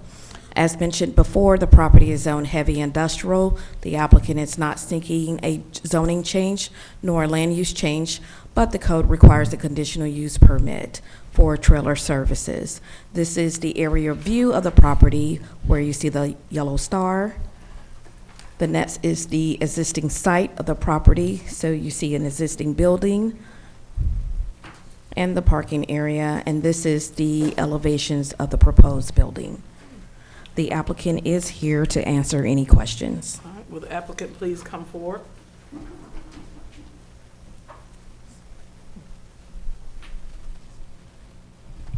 All right, how are you Good today? evening, and Commissioners, before I start my presentation, I do have a PowerPoint slide that I want, slide deck that I want to speak from.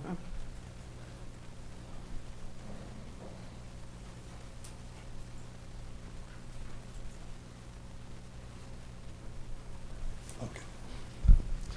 Now, Mr. Reed, he can do that part, or does it have to be a part of his 10 minutes? I'm sorry? Does this have to be a part of his, Yes, this will be part of the 10. Okay, so how much of the 10 minutes do you want to reserve for your rebuttal? Because this has to be a part of it. I don't think I will need more than 2 minutes. 2 minutes, okay. Good job. Good evening, my name is Harold Buckley, 2849 Paces Ferry Road in Atlanta. I'm here before you on behalf of Cameron Property Group, who is the property owner and the applicant in this case. And as the staff explained, we are asking for a conditional use permit to allow this property to be developed with a high-tech trailer fleet enhancement service operation. It is my rare pleasure this evening to bring you an industrial development proposal that I'm pretty sure you're going to like. So that, there we go. My client has a contract to sell this property to Fleet Repair Solutions, FRS for short. FRS has been operating for almost 10 years. Excuse me, I got some in my throat. Along the Southside Atlanta Beltline Trail. They've been operating without any community complaint, even though they are located near the Lee and White upscale entertainment and food hall facility. And they are surrounded by thousands of new apartments and single-family homes that have been attracted by their proximity to the Beltline. FRS specializes with upfitting existing trailer fleets with AI, self-driving, and camera technologies. So while we are asking for a use permit for fleet enhancement services, which are considered to be a trucking operation by the zoning ordinance, they are actually a technology company. Just as Uber is not a taxi company, it's a technology company. They specialize in doing off-site trailer upgrades and repairs, using a mobile fleet of service vans. Each one of these vans is about $200,000 a piece in terms of financial investment. Thank you.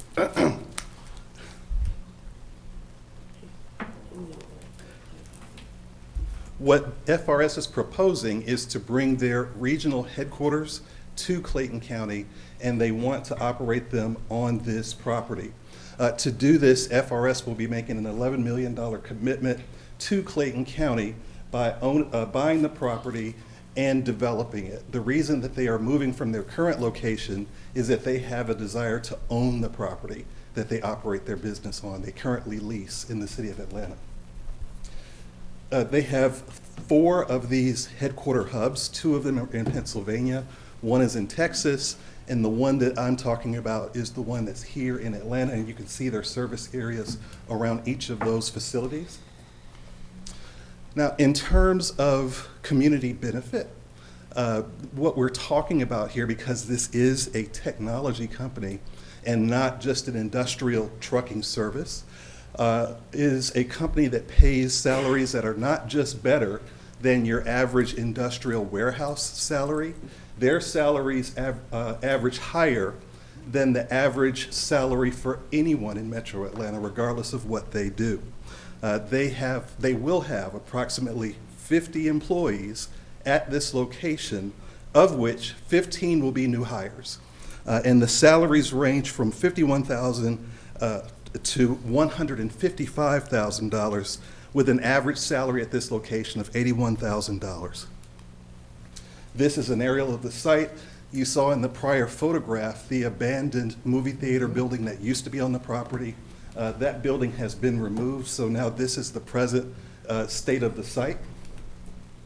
This is the development that we are proposing. We have seen the staff report. The staff has confirmed that we meet the standards for approval. The ZAG is recommending approval with a condition that is listed in the agenda. We agree with that condition, requiring us to have irrigation on the site to maintain the landscaping. And we ask you to approve our application before I choke to death up here. Thank you. Thank you. All right, at this point in time, is there anyone that is in favor of this item? Anyone that is in favor? All right, seeing none. We're going to move on. Is there anyone that is in opposition to this item?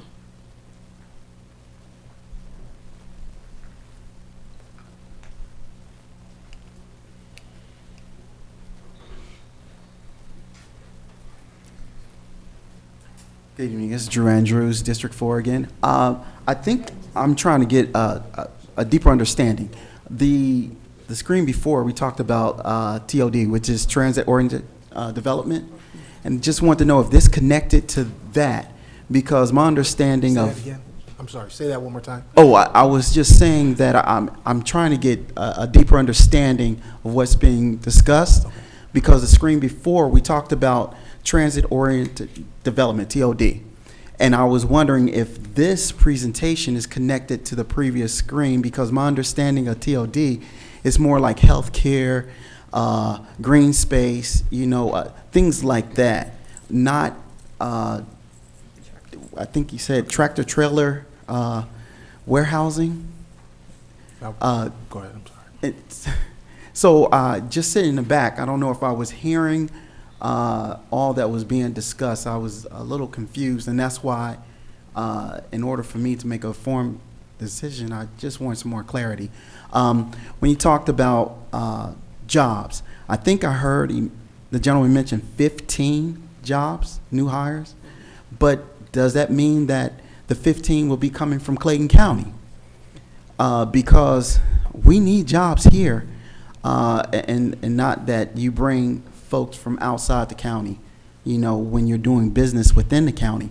And also, I heard the gentleman mention community benefit agreement. So this would be a great opportunity to know, will he be giving back to our libraries, to our schools, to our community resources that we need so desperately? I think this is an opportunity to ask those things. But again, I just want to get a little clarity. Is this connected to the TOD? And if this is just a warehouse of trucks, tractor trailers. So thank you. Thank you. Is there anyone else that is in opposition to this item?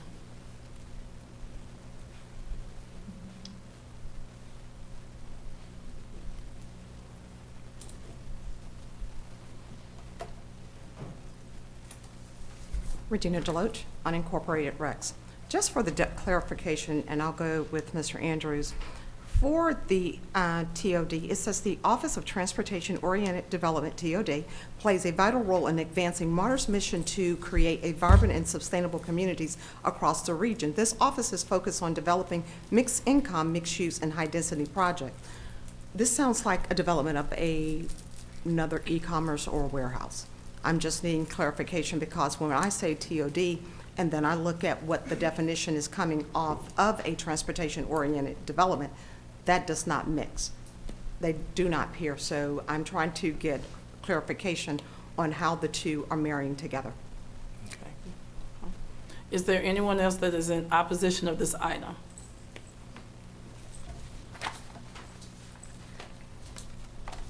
All right, will the applicant please come forward? I'm going to reset your time.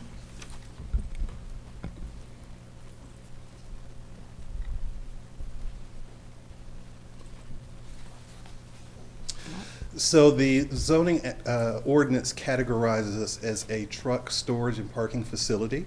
But while that is the closest land use category to what we do, that is not what we are proposing. We are proposing the relocation of a corporate headquarters. We will move 35 jobs from the city of Atlanta that currently exist, and we will expand that staff by additional 15 jobs after the company moves to Clayton County. This is not a warehouse or distribution type facility. Most of the business that FRS does is done off-site at their customer locations to minimize the downtime that these trucks have in these existing fleets. So we're not talking about a large influx of trucks to this location. As a matter of fact, we did a traffic study. We're talking about 50 to 75 vehicular trips of any kind over the course of the rush hour, the peak periods in the morning and the evening. And then finally, the relationship to the TOD matter that you took up.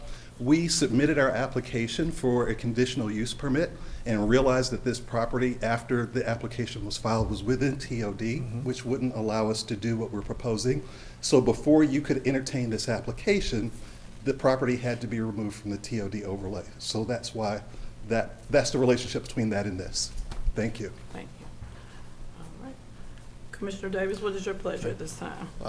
And to answer the questions in the back, that property is located in the inner circle of it, so it's pretty much surrounded by all the commercial trucks, so it's outside of that area. So it doesn't really have anything to do with that. But the issue I have is that from your presentation to what we've been speaking about with the owner over the last 8 months to a year, this has been changed somewhat. And what I want to do is I want to table this until the 16th. That's the second meeting in September, to begin to sit down and discuss that, because some things that I'm hearing now have changed a little bit. Because I was hearing that what I was opposed to was the heavy 18-wheeler trucks not coming in here. And there won't be any 18-wheeler trucks coming in. What do they call the small box? The box vans. Yes. So, I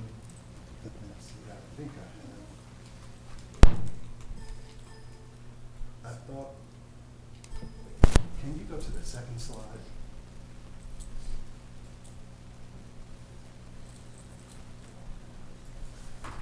So, the vehicles that will be used by the company to do the work would be a vehicle the size of that one, or the box trucks that you're talking about. There won't be heavy 18-wheeler trucks or anything like that coming to this site. That work will be done off-site. The vast majority of their work is done away from this facility. But because of the nature of the use, the zoning ordinance categorizes us in a way that doesn't reflect what the company does. Yeah, that part I understood. And you say it will be done off-site. Where is off-site? Is it within Clayton County? It is within that service area that you saw. The off-site for the 18-wheelers? Yes. It will be at our customers' locations. Our service vehicles will go to the customer's location, and we will do the work at that location. The trucks won't come to us. We will go to the trucks. Okay. Yeah, I think we have some questions to begin to answer. So I'd like to table this until September 16th and bring this back. That does present a bit of a timing challenge because the contract with which Cameron has with the FRS company has a period within which the zoning has to be in place. When the ZAG deferred us for 30 days, that put pressure on that contract. If we're deferred by another 30 days, then I think that contract will be lost. But the zoning has already been approved in item number 65. We extracted it from that TOD, didn't we? What was 65 said? Those are two separate issues. Correct. So this here, the previous decision was to remove this property from the overlay district. Correct. If you table this, it still does not change the fact that you have to make a decision on this item. Correct. No, that I totally Okay. understand. But from the zoning aspect of being within that TOD, that doesn't exist. We've already approved that. To where that, from the overlay. That's correct, but Correct. that's not, I We don't think just that's have the not issue that approved he's the talking about. The actual business. Yeah, I think the issue that he's saying is that in order for them to be able to move forward, they have to have this decision sooner, or perhaps sooner than September. That's my understanding of what he said. Correct. Not having to do whether they're still inside the overlay, it's having a decision on this item. Yeah, that's my big thing, because there's some things that seem to have shifted here from our initial, from many of our initial discussions. And that's what I want to get agreed upon and understood for me. And I understand. I'm at a bit of a disadvantage because I wasn't part of those understand. conversations. But so am I in recommending anything going forward. Sure. So table? I will take anything before I take a denial, so table it is. So let's table till September 16th. And then, please don't leave. We want to begin to set up a meeting immediately to discuss. Sure thing. Thank you. Can we get a second on that motion? Second. All right. Any discussion? All in favor say aye. Aye. All opposed? Any abstentions? The ayes have it, the motion passes. Thank you so much. Thank you. All right. Next. Get me back on track now. Next is BOC-2505-0501, a request by Haskell Architecture and Engineering Incorporated for approval of a conditional use permit for the conversion of an existing building into warehouse, trucking, and similar non-processing storage and distribution uses, along with an addition in the heavy industrial zoning district at 2720 Quick Trip Way, Ellenwood, Georgia 30294. The subject property consists of 20.57 acres, further known as parcel number 12171A-A003, located at the end of Quick Trip Way, cul-de-sac. This property is in Commission District 1. The Planning and Zoning Consultant has recommended approval. The Zoning Advisory Group has recommended approval on June 30th, 2025. On July 15th, the Board of Commissioners has voted to table this item until today. The applicant is here. Before the applicant comes up, we would like to share with you the zoning map that is before you. This is the future land use, excuse me. And the future land use is industrial. The applicant is not seeking a zoning change nor a land use change. This is an existing site, and before you in the highlighted area is the site that we are speaking of tonight. These are the proposed changes the applicant is seeking. So again, this is an existing site where they will expand a building, build a new building, with an expansion of their services. As you know, Quick Trip currently have services of breakfast pizza. If you ever had one, they're really good. And other freezer type services they will have here. The applicant is here to speak on further information on the subject property. Okay. We've already had a hearing. We've already had the hearing on this? You are correct. Yes. We've gone through this, so this is a decision only tonight. All right. Commissioner Reeves, what is your pleasure? Oh, the applicant doesn't speak at all. All right. Okay. Hey, Haskell Group. Okay, I just want to be very clear so that everyone knows this is not an expansion of the actual gas station. This is not adding any additional gas station pumps. I had a wonderful conversation with the folks from Quick Trip and the Haskell Architecture and Engineering firm. This location is not visible from Forest Parkway. It's not visible from the highway. And correct me if I'm wrong, but all the food that will be prepared in this location, folks around Metro Atlanta will be eating at Quick Trip locations across Metro Atlanta. This is not about a gas station. This is about food from Quick Trip and in a building that already exists. Just wanted to provide that clarification. That being said, I would like to approve BOC 2505-0501. I second that. All right, is there any discussion at this time? Are you ready for the vote? All in favor say aye. Aye. All opposed? Any abstention? The ayes have it, and the motion passes. Next. Okay, the next two items, Madam Chair, if I can read those together but vote separately. We still gotta have a hearing. We still gotta do the hearing.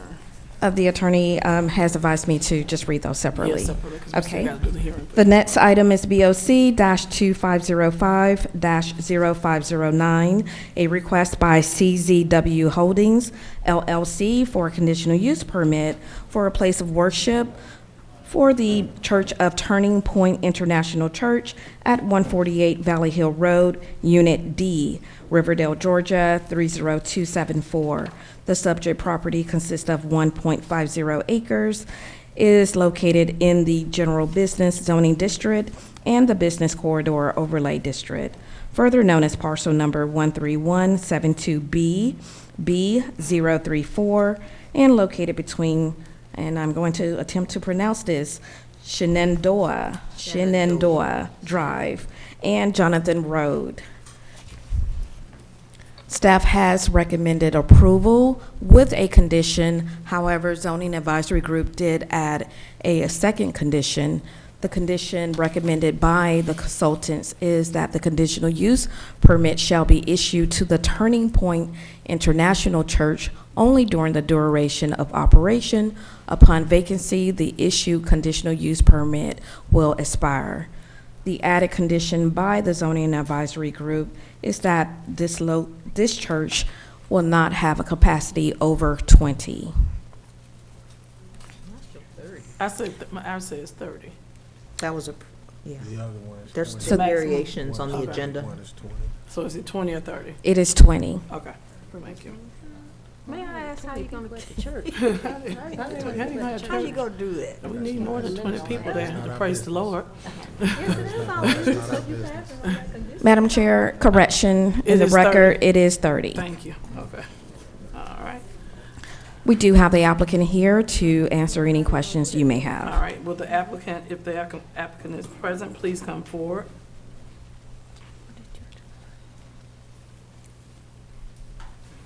All right, first of all, how much of the 10 minutes do you want to reserve for your rebuttal? I guess I'll reserve 2 minutes. 2 minutes, all right. And again, please state your name and county of residence. It's Chris Bird, Cobb County. The applicant's CZW Holdings. It's a business that I own with my wife, Sarah Bird, who's here behind me. Okay. We're the relatively new owners of the property at 148. And it's actually 2 properties, 148 and 154. They're 2 single-story office buildings that share a parking lot. Parking lot has about roughly around 70 spaces. We've just gone through restriping it, so we've actually added a couple to our estimate. We have, as I said, you all know it's a general business district, and my understanding was up until just before we bought the property, houses of worship would have been fine, but we came in just after there was a zoning change, so now we need a conditional use permit. We have 2 tenants that would like to open up, as you surmise, smallish congregations. The spaces that they're looking to rent are roughly around 1,200 square feet, just one big room with a bathroom and maybe an office building at the back. What we're proposing is going to require absolutely no new construction, no changes to the structure that's there. It's just basically doing some spit and polish on what we already have, putting in some floors, painting some walls and things of that nature. As I said, the primary concern that we've experienced going through this process with Clayton County is everyone's been very concerned about the parking. We have plenty of parking. I think I've got more spots there than y'all have here. We've got roughly 70. The way that I read the parking standards is that we need 3 per every, 1 parking space for every 3 seats or 6 feet of pew. Our folks are going to do chairs. So the congregation, this first congregation, they're going to get up, I guess, here with me again. And my other one that's just after this, we're looking at around 30 folks for the first congregation, somewhere around 20 folks for the second. We've got enough parking there. If they were 50 and 50, we'd still just use over half of our parking spaces. We've got a couple of empty spots left to lease in this property. We're putting in some sweat equity, trying to make it look nice, fixing things up. We've got a daycare, a psychiatrist's office, a salon, and a mixed-use kind of office rental space. And even with all those guys in and doing business at the same time the church is there, we still have more than ample parking. So any questions you have, I'll happy to answer. All right. Thank you for your presentation. And next we will see if there is anyone that is in favor of this item. Would you please come up? All right. One more time, is there anyone that is in favor of this item? Would you please come up? Thank you. Seeing none, is there anyone who is in opposition of this item? Please come up.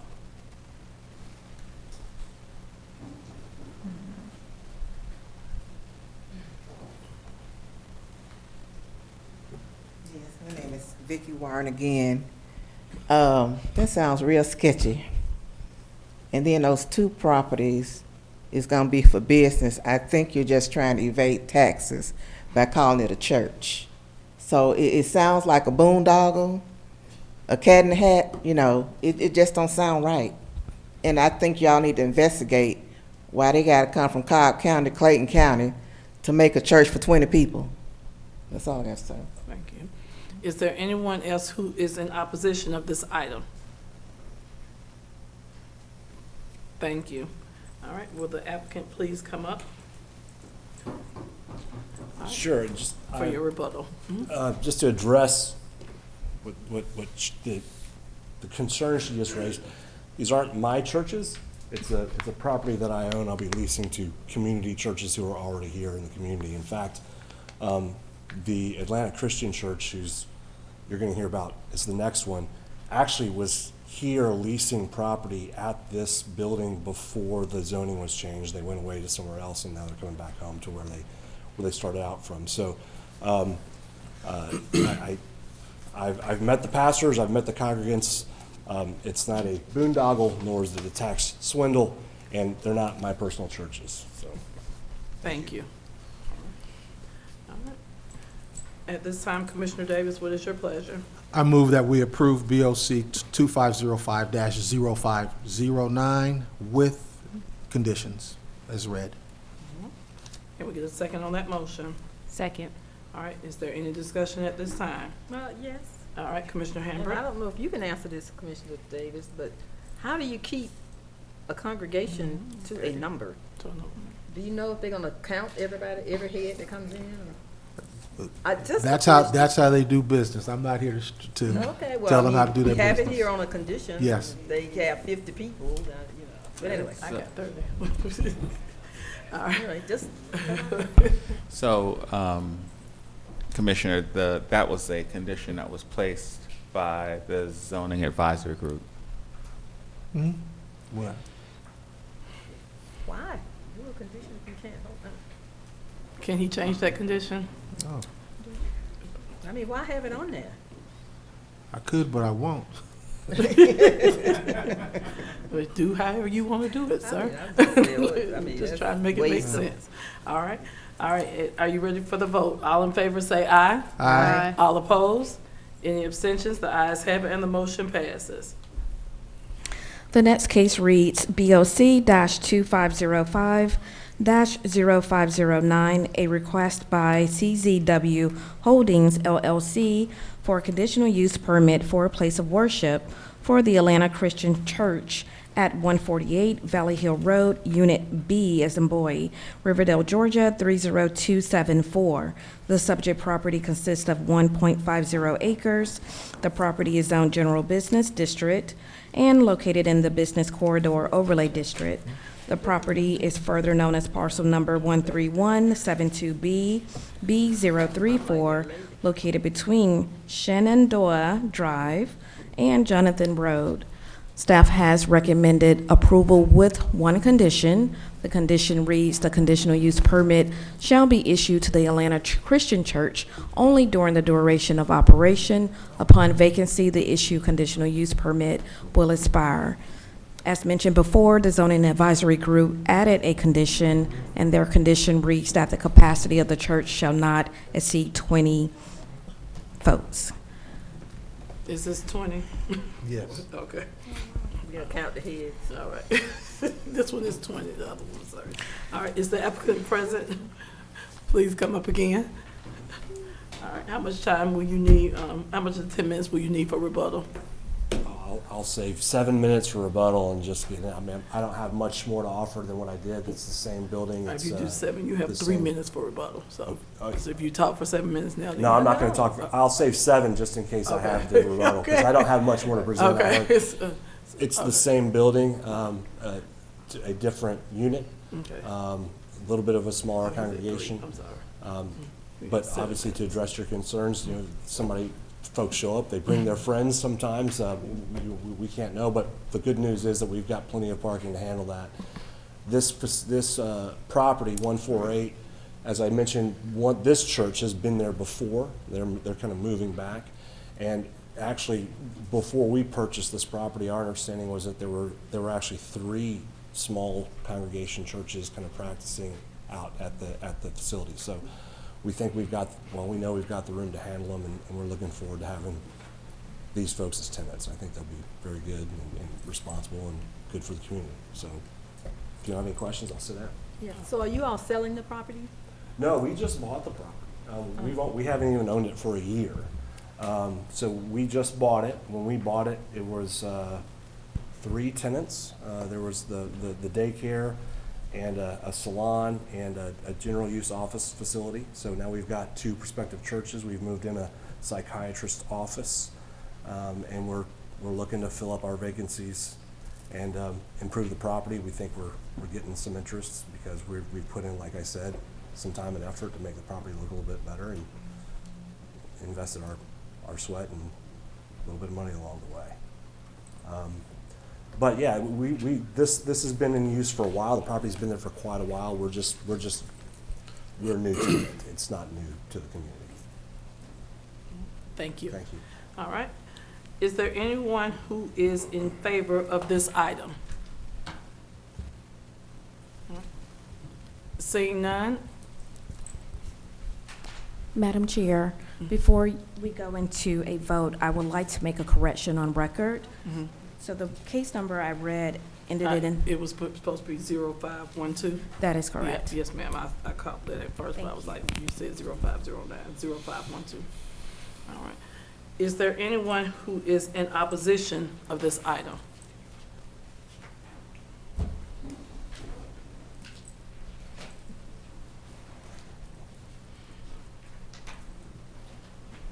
Yes, Vicky Warren again. State your county residence, ma'am. Clayton County, and as I said before, it just don't sound right. And I want you to use this same energy when those people come next month for that facility on Anvil Block and give them a pass. Since you're not asking no question of them, don't ask no question of them. Just give them what they want. Thank you. All right. Is there anyone else who's in opposition of this item? All right.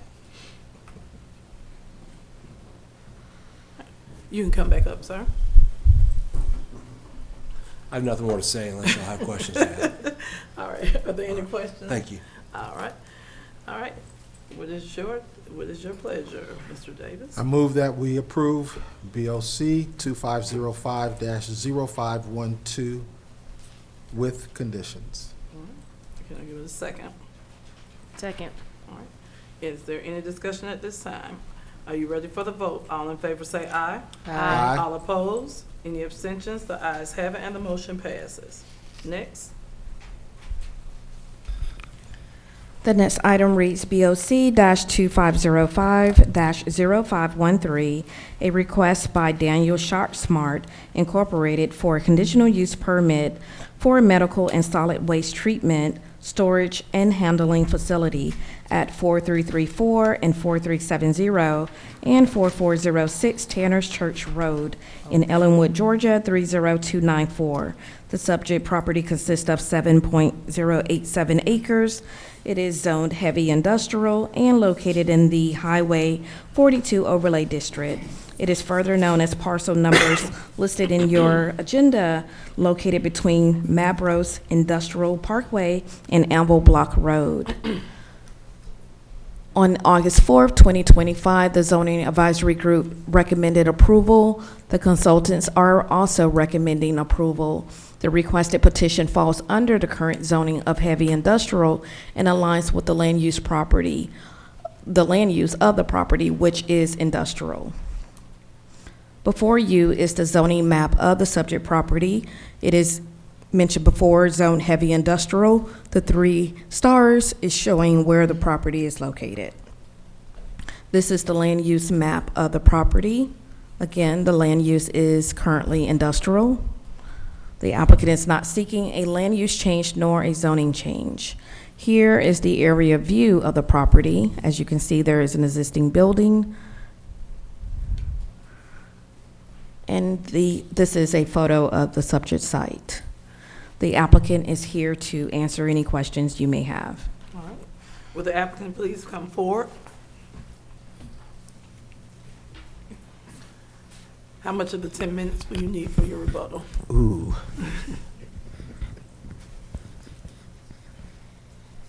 Let's say 3 minutes. 3 minutes, okay. All right, please state your name and county of residence. I don't want my time to start ticking yet. So I'm trying to make sure they have my PowerPoint. Michelle Battle with Battle Law, 3562 Habersham at North Lake, Tucker, Georgia, 30084. I know how you all get that clock to running right quick. Do I have the clicker? Thank you. All right, so the subject property is indicated. Oh, nope, that's the wrong one. So hold up, wrong time. Wrong time. Can you stop the clock for me? Please stop the clock. See, exactly. That's Quick Trip Way. Tanner's Church. Turner's Church. Bottom. Keep down. There you go.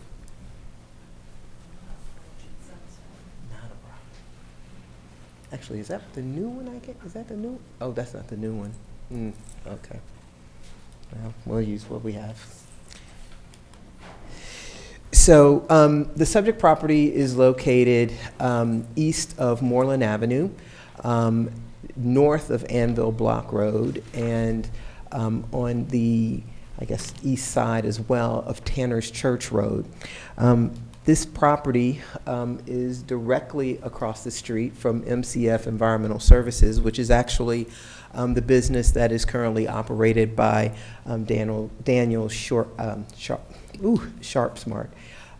It is a subsidiary of that company, and they are providing currently services that involved basically the same warehouse use that we are asking for on this particular site.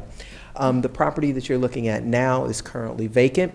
It was acquired by Daniel SharpSmart, and they are looking to basically expand the operations that they have across the street into this facility as well. As staff has already indicated, This site is zoned for heavy industrial use. And I think if you go back to the site plan that we show here, you've got a lot of industrial use along Tanner's Church Road and between Moreland and Tanner's Church Road. So we are not abutting any type of residential uses within that corridor, which is heavily industrial in use. The purpose of this proposed site is Daniels is a biomedical and solid waste management treatment business. They operate nationwide. They use sealed, specialized containers to collect waste, which is transported to facilities for treatment using robotic washing systems and steam sterilization entirely within its own building prior to being treated and taken to a landfill for disposal. And we can talk a little bit about that as well. We do have representatives from the company that can give a little bit more texture with regards to that. But to give Michelle's simplified version of what happens, imagine you're at the hospital. You have the little red buckets where you put in the sharps, that being needles, gauze, things of that nature. Those things are then transported by container with a pickup truck from the facility. They come over, they pick up the containers, they put it into the truck, they get to the site. At the site, they separate the sharps from that red container. They sterilize everything, including the red containers. Those red containers then are put back on a truck and taken back to the hospital, and the sharps are disposed of in an industrial landfill that is nowhere within Clayton County, to make that clear.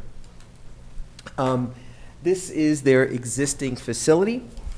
This is the proposed facility directly across the street. They are heavily regulated in the sense that they do have to get authorization through the EPD, which they have on the current location that they are operating out of. And additionally, they work very closely with the county's sewer and water treatment, sewer and water department, because they have to make certain that they are in compliance with all of the county's requirements. And that is done on a pretty regular basis, in addition to the annual review that they get with the EPD. This site, again, is currently unoccupied, and we are seeking to occupy it. When we look at the site layout, they're not adding any additional square footage onto the building. They're going to use the building pretty much as it currently is with some interior renovations. It already has the truck pull-up area. We're not talking about a massive amount of trucks that are coming in and out of the facility. You can see here, I think it's roughly like 8 spaces for trucks coming in and out, but those are the same ones that are coming across the street, being able to bring those containers into the facility where they are treated wholly within the facility, and then again go back out on their route to go back to the hospitals to take all of the containers back. This is kind of the exterior of the building. Again, not doing any exterior renovations other than maybe just some general cleanup, but otherwise we're going to use the building as currently designed.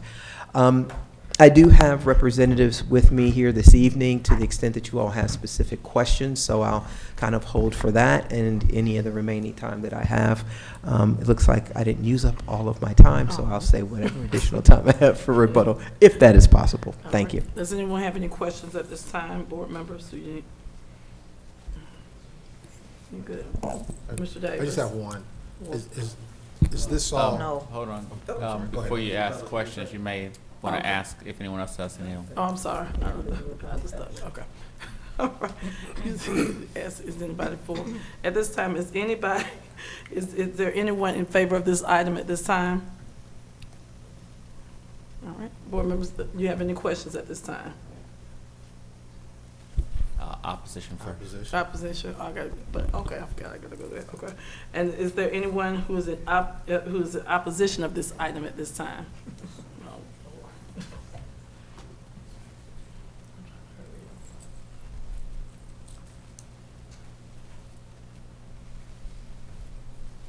Greetings again, Regina Deloach, unincorporated Rex.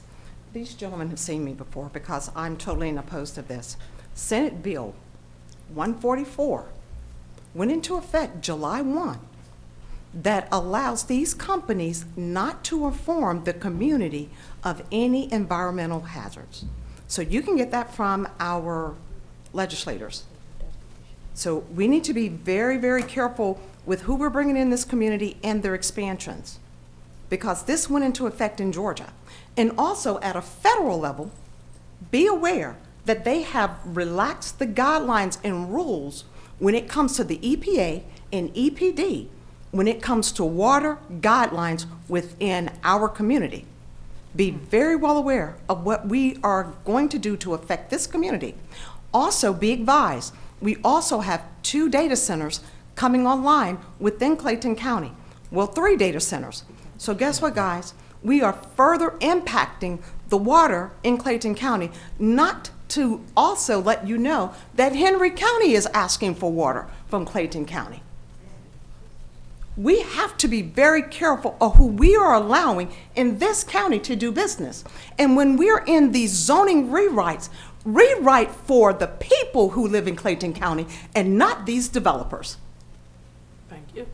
Is there anyone else who is in opposition of this item?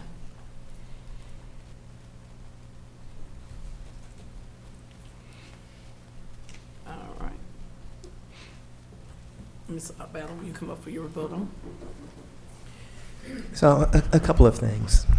Obviously, Clayton County, like many counties, have made the decision that industrial uses are permitted within the county, heavy as well as light industrial uses, which is a range of uses. I'm sure that as the zoning rewrite happens, there may be some reconsideration of certain things, but this is an existing business that has been operating in a manner that is consistent with all of the rules and regulations.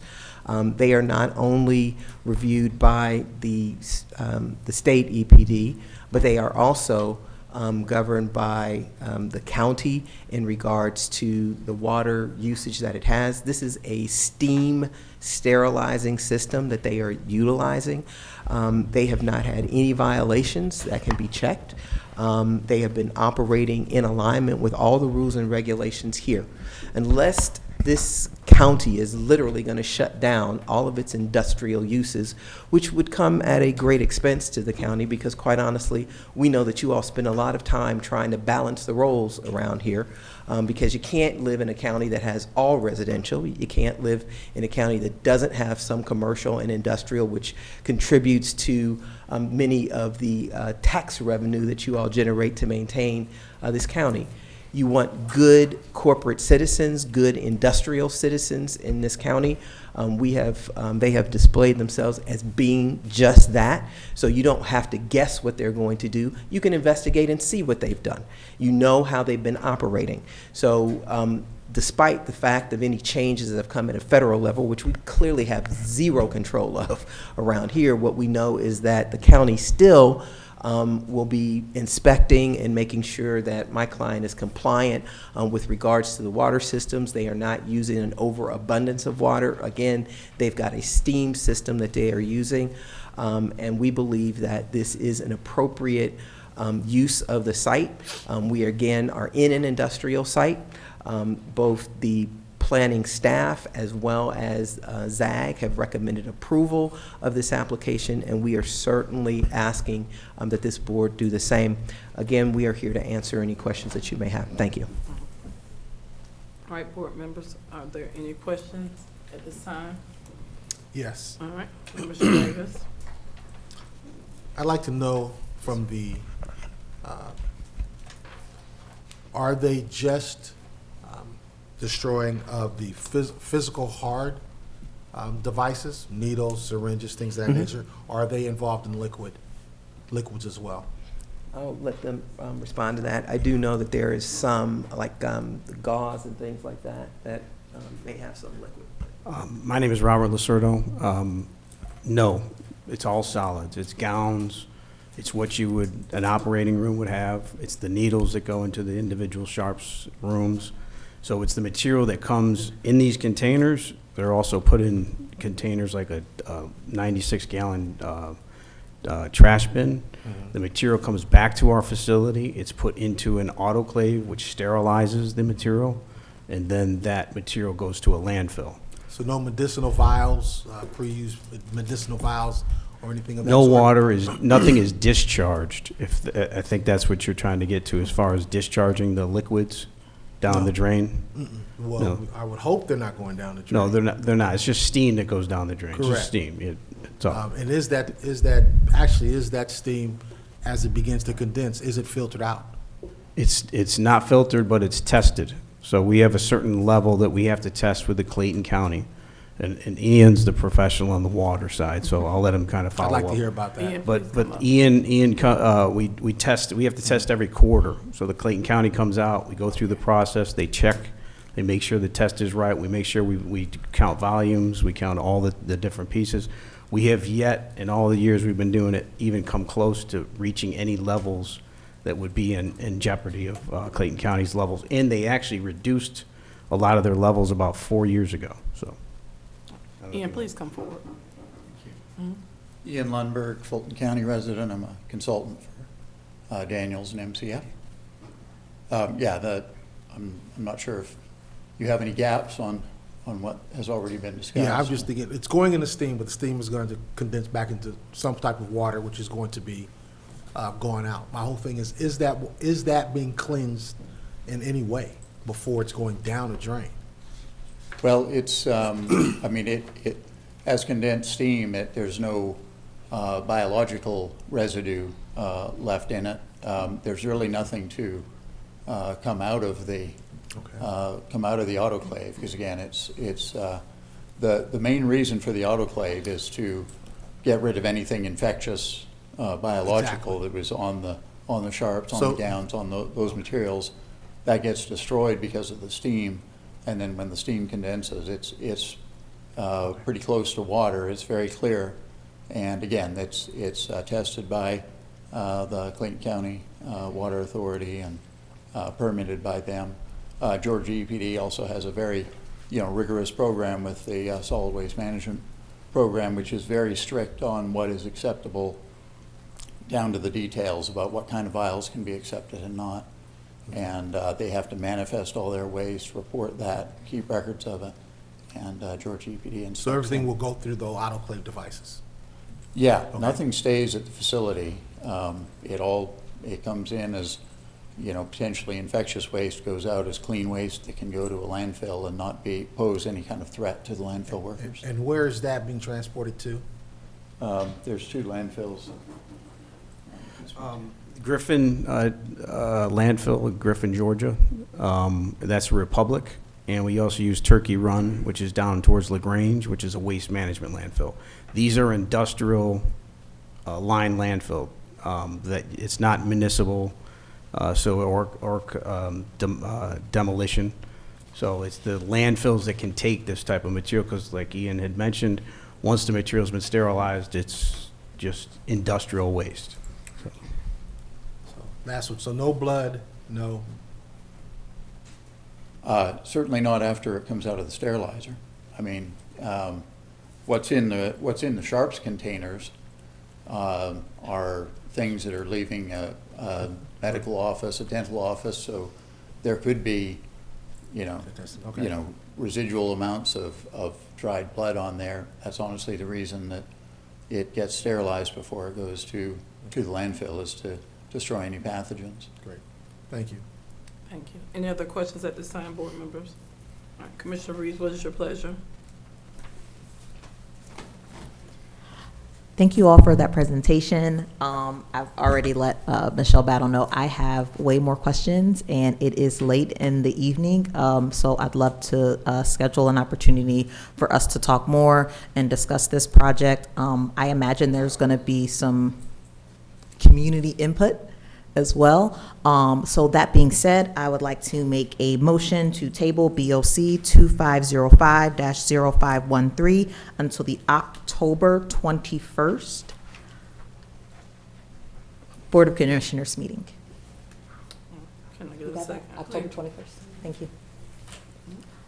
I need the time. That's a long time. All right, can I get a second on that motion? Second. All right. Would that be for a public hearing? Decision No, only. It will be a decision. We've done the public hearing tonight, and so it will be a decision only by then. All right, all in favor, is there any discussion at this time again? All in favor say aye. Aye. All opposed, any abstention? The ayes have it and the motion passes. Thank you. Thank you.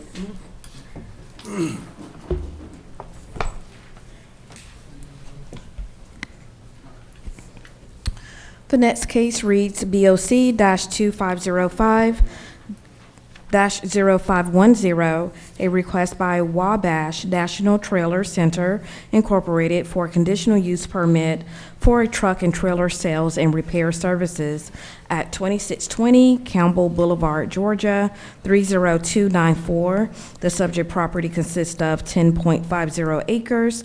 The property is zoned heavy industrial and located in the Highway 42 Overlay District, further known as parcel number 12204B B026, and is located between Highway 42 and Interstate I-675. The consultants have recommended approval. The approval is based on the conditional use permit request for truck and trailer sales and services, aligns with the land use designation of the 2039 comprehensive plan and with the HI zoning district of the Clayton County zoning ordinance. The use and characteristics of the industrial is present in this area. On August 4th, 2025, the ZAG Zoning Advisory Group voted to recommend approval. Before you is the zoning map of the subject property. In purple is heavy industrial, where you see the yellow star is the subject property in discussion. The next slide is the land use of the property. And this is the aerial view of the property. This is also an area view of the property showing an existing site of truck parking. And this is the site plan submitted by the applicant. The applicant is here to answer any questions you may have. All right, will the applicant please come forward?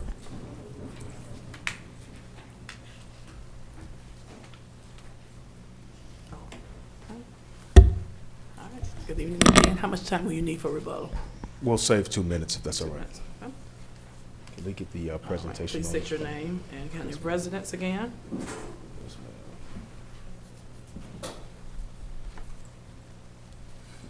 The first one, that one there. Yeah, I get the clickers right there.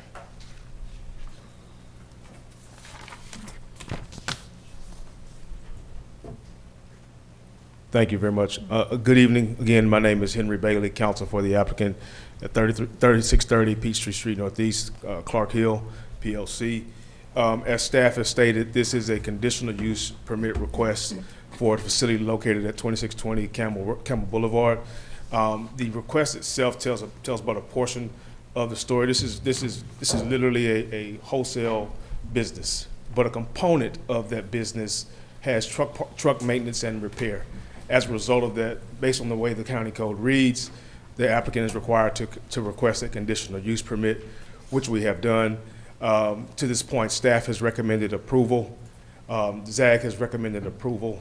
And for, excuse me, and stating for the record, we preserve our rights to appeal under the state constitution and the federal constitution. With that, I'll pass along the presentation to the applicant. All right, thank you. Please come forward. Chris O'Neill, representing Wabash. What I'd like to do is just take just a minute with the board and explain to you exactly what we will be doing at the facility. Wabash National, we are a truck body manufacturer. To the right, you'll see some of the various bodies we manufacture. What we'll be doing there is an upfitting and equipment services to where we will take a chassis, a customer will bring us a chassis, and we will take a box truck or a platform truck and mount it to the body. We'll take an OEM purchase item that we could get, such as a van or service repair truck that a vendor would use, and we will mount that, such as what you would see if your cable repairman came to your house to work on or your plumber comes to the house to work on the house.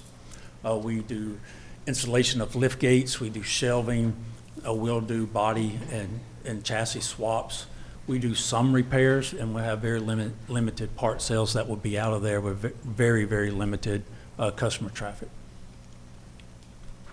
So what is an upfit? This kind of gives you an idea of what we do. These are some of the box trucks that you can see here on the screen, and with a platform body to the left.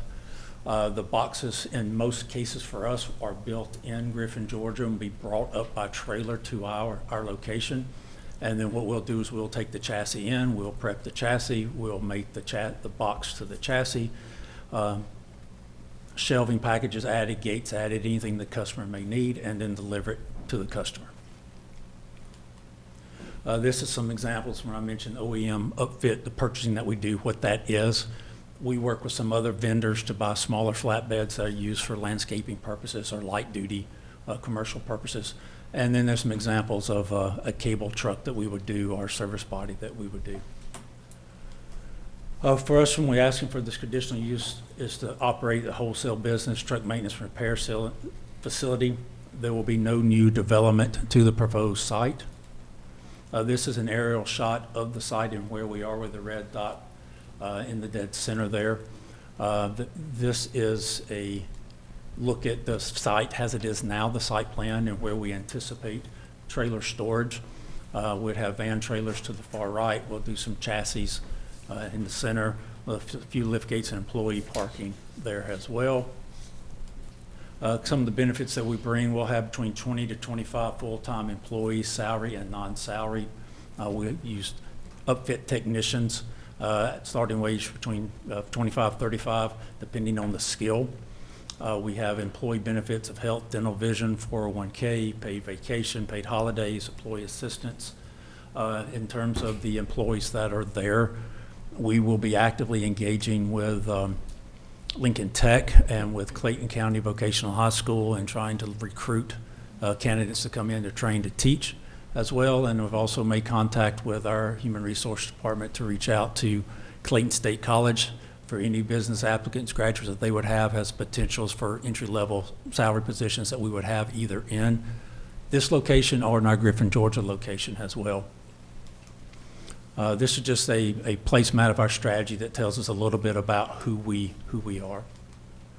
And at that time, I'll be happy to take any questions. We're going to move on to see if we have anyone that is in favor at this time. Thank you for your presentation. All right. Is there anyone who is in favor of this item?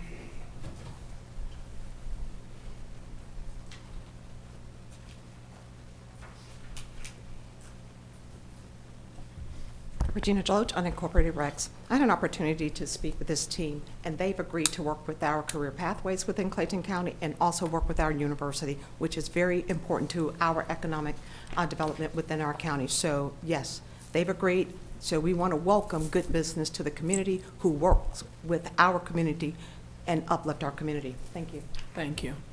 All right. Is there anyone else who is in favor of this item?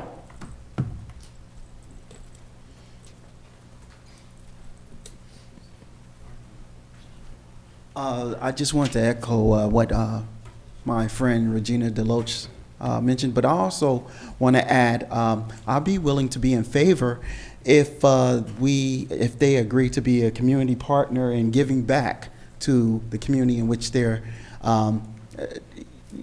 doing business in. And when I mean give back, I mean give back to our school system, give back to our libraries, give back to our community resources like the ones that we're trying to help our citizens who are in critical need. If you're going to do business in Clayton County, you're going to become a community partner, and our community partners give back to the community in which they're doing business. So I will be in agreement if they're willing to do that. Thank you. Is there anyone else that is in favor of this item?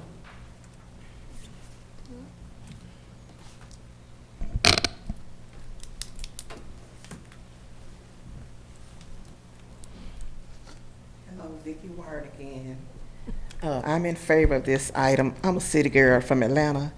I don't judge people by how they look, but I judge them by the content of their character.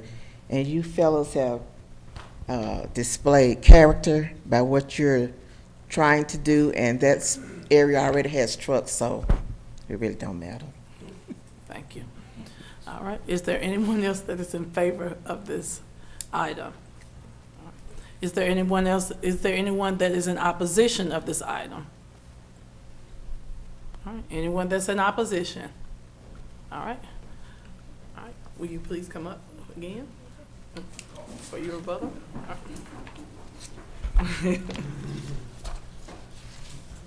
I don't have any rebuttal. All right, so you good?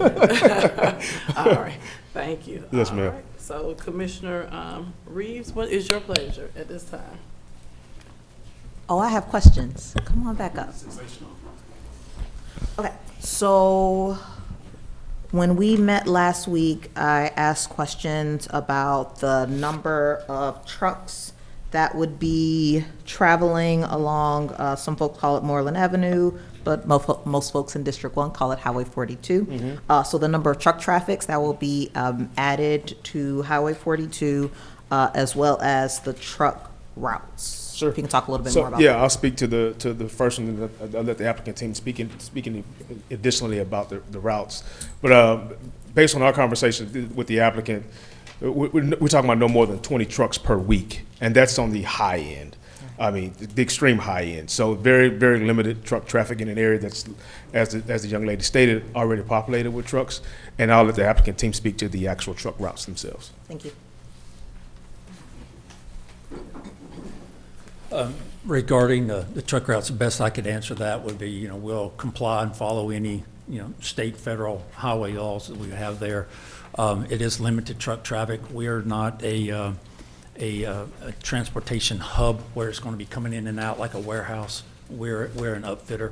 We're relatively a quiet group that'll come in there from 6 in the morning, about 2:30, 3 o'clock in the afternoon, and do our job. How did you know hours of operation was going to be my next question? That's my third chance to get to present, so I learn as I go, Ms. Reeves. Thank you.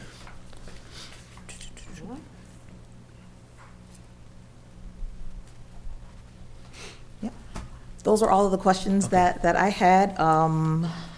I would like to make a motion to approve BOC 250-0510, conditional use permit for Wabash National Trailer Center. I second that motion. Is there any discussion at this time? Are you ready for the ready for the vote? All in favor say aye. Aye. All opposed? Any abstentions? The ayes have it, and the motion passes. Thank you. Thank you. Congratulations. This now ends our zoning. Welcome back to the neighborhood.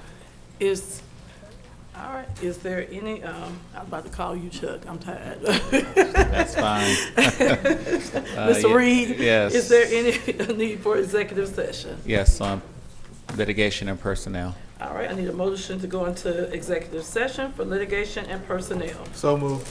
Can I get a second? Second. All right, is there any discussion at this time? Are you ready for the vote? All in favor say aye. Aye. All opposed? Any abstentions? The ayes have it, and the motion passes. We will now go into, the board will now go into executive session for litigation and personnel. Thank you. Can I get a second? Second. All right, any discussion at this time? All in favor say aye. Aye. All opposed? Any abstentions? The ayes have it, and the motion passes. At this point in time, I need a motion to adjourn the meeting. Don't we need to ask Chuck? Don't we need to ask Chuck if there's anything to vote on? No, we don't have, I already asked him. There's nothing to vote on. All right, at this There we go. time, I got a second on that adjourn the meeting. All right, any discussion at this time? All in favor say aye. All opposed? Any abstentions? The ayes have it, and the motion passes. The meeting is adjourned as of 10:02 tonight.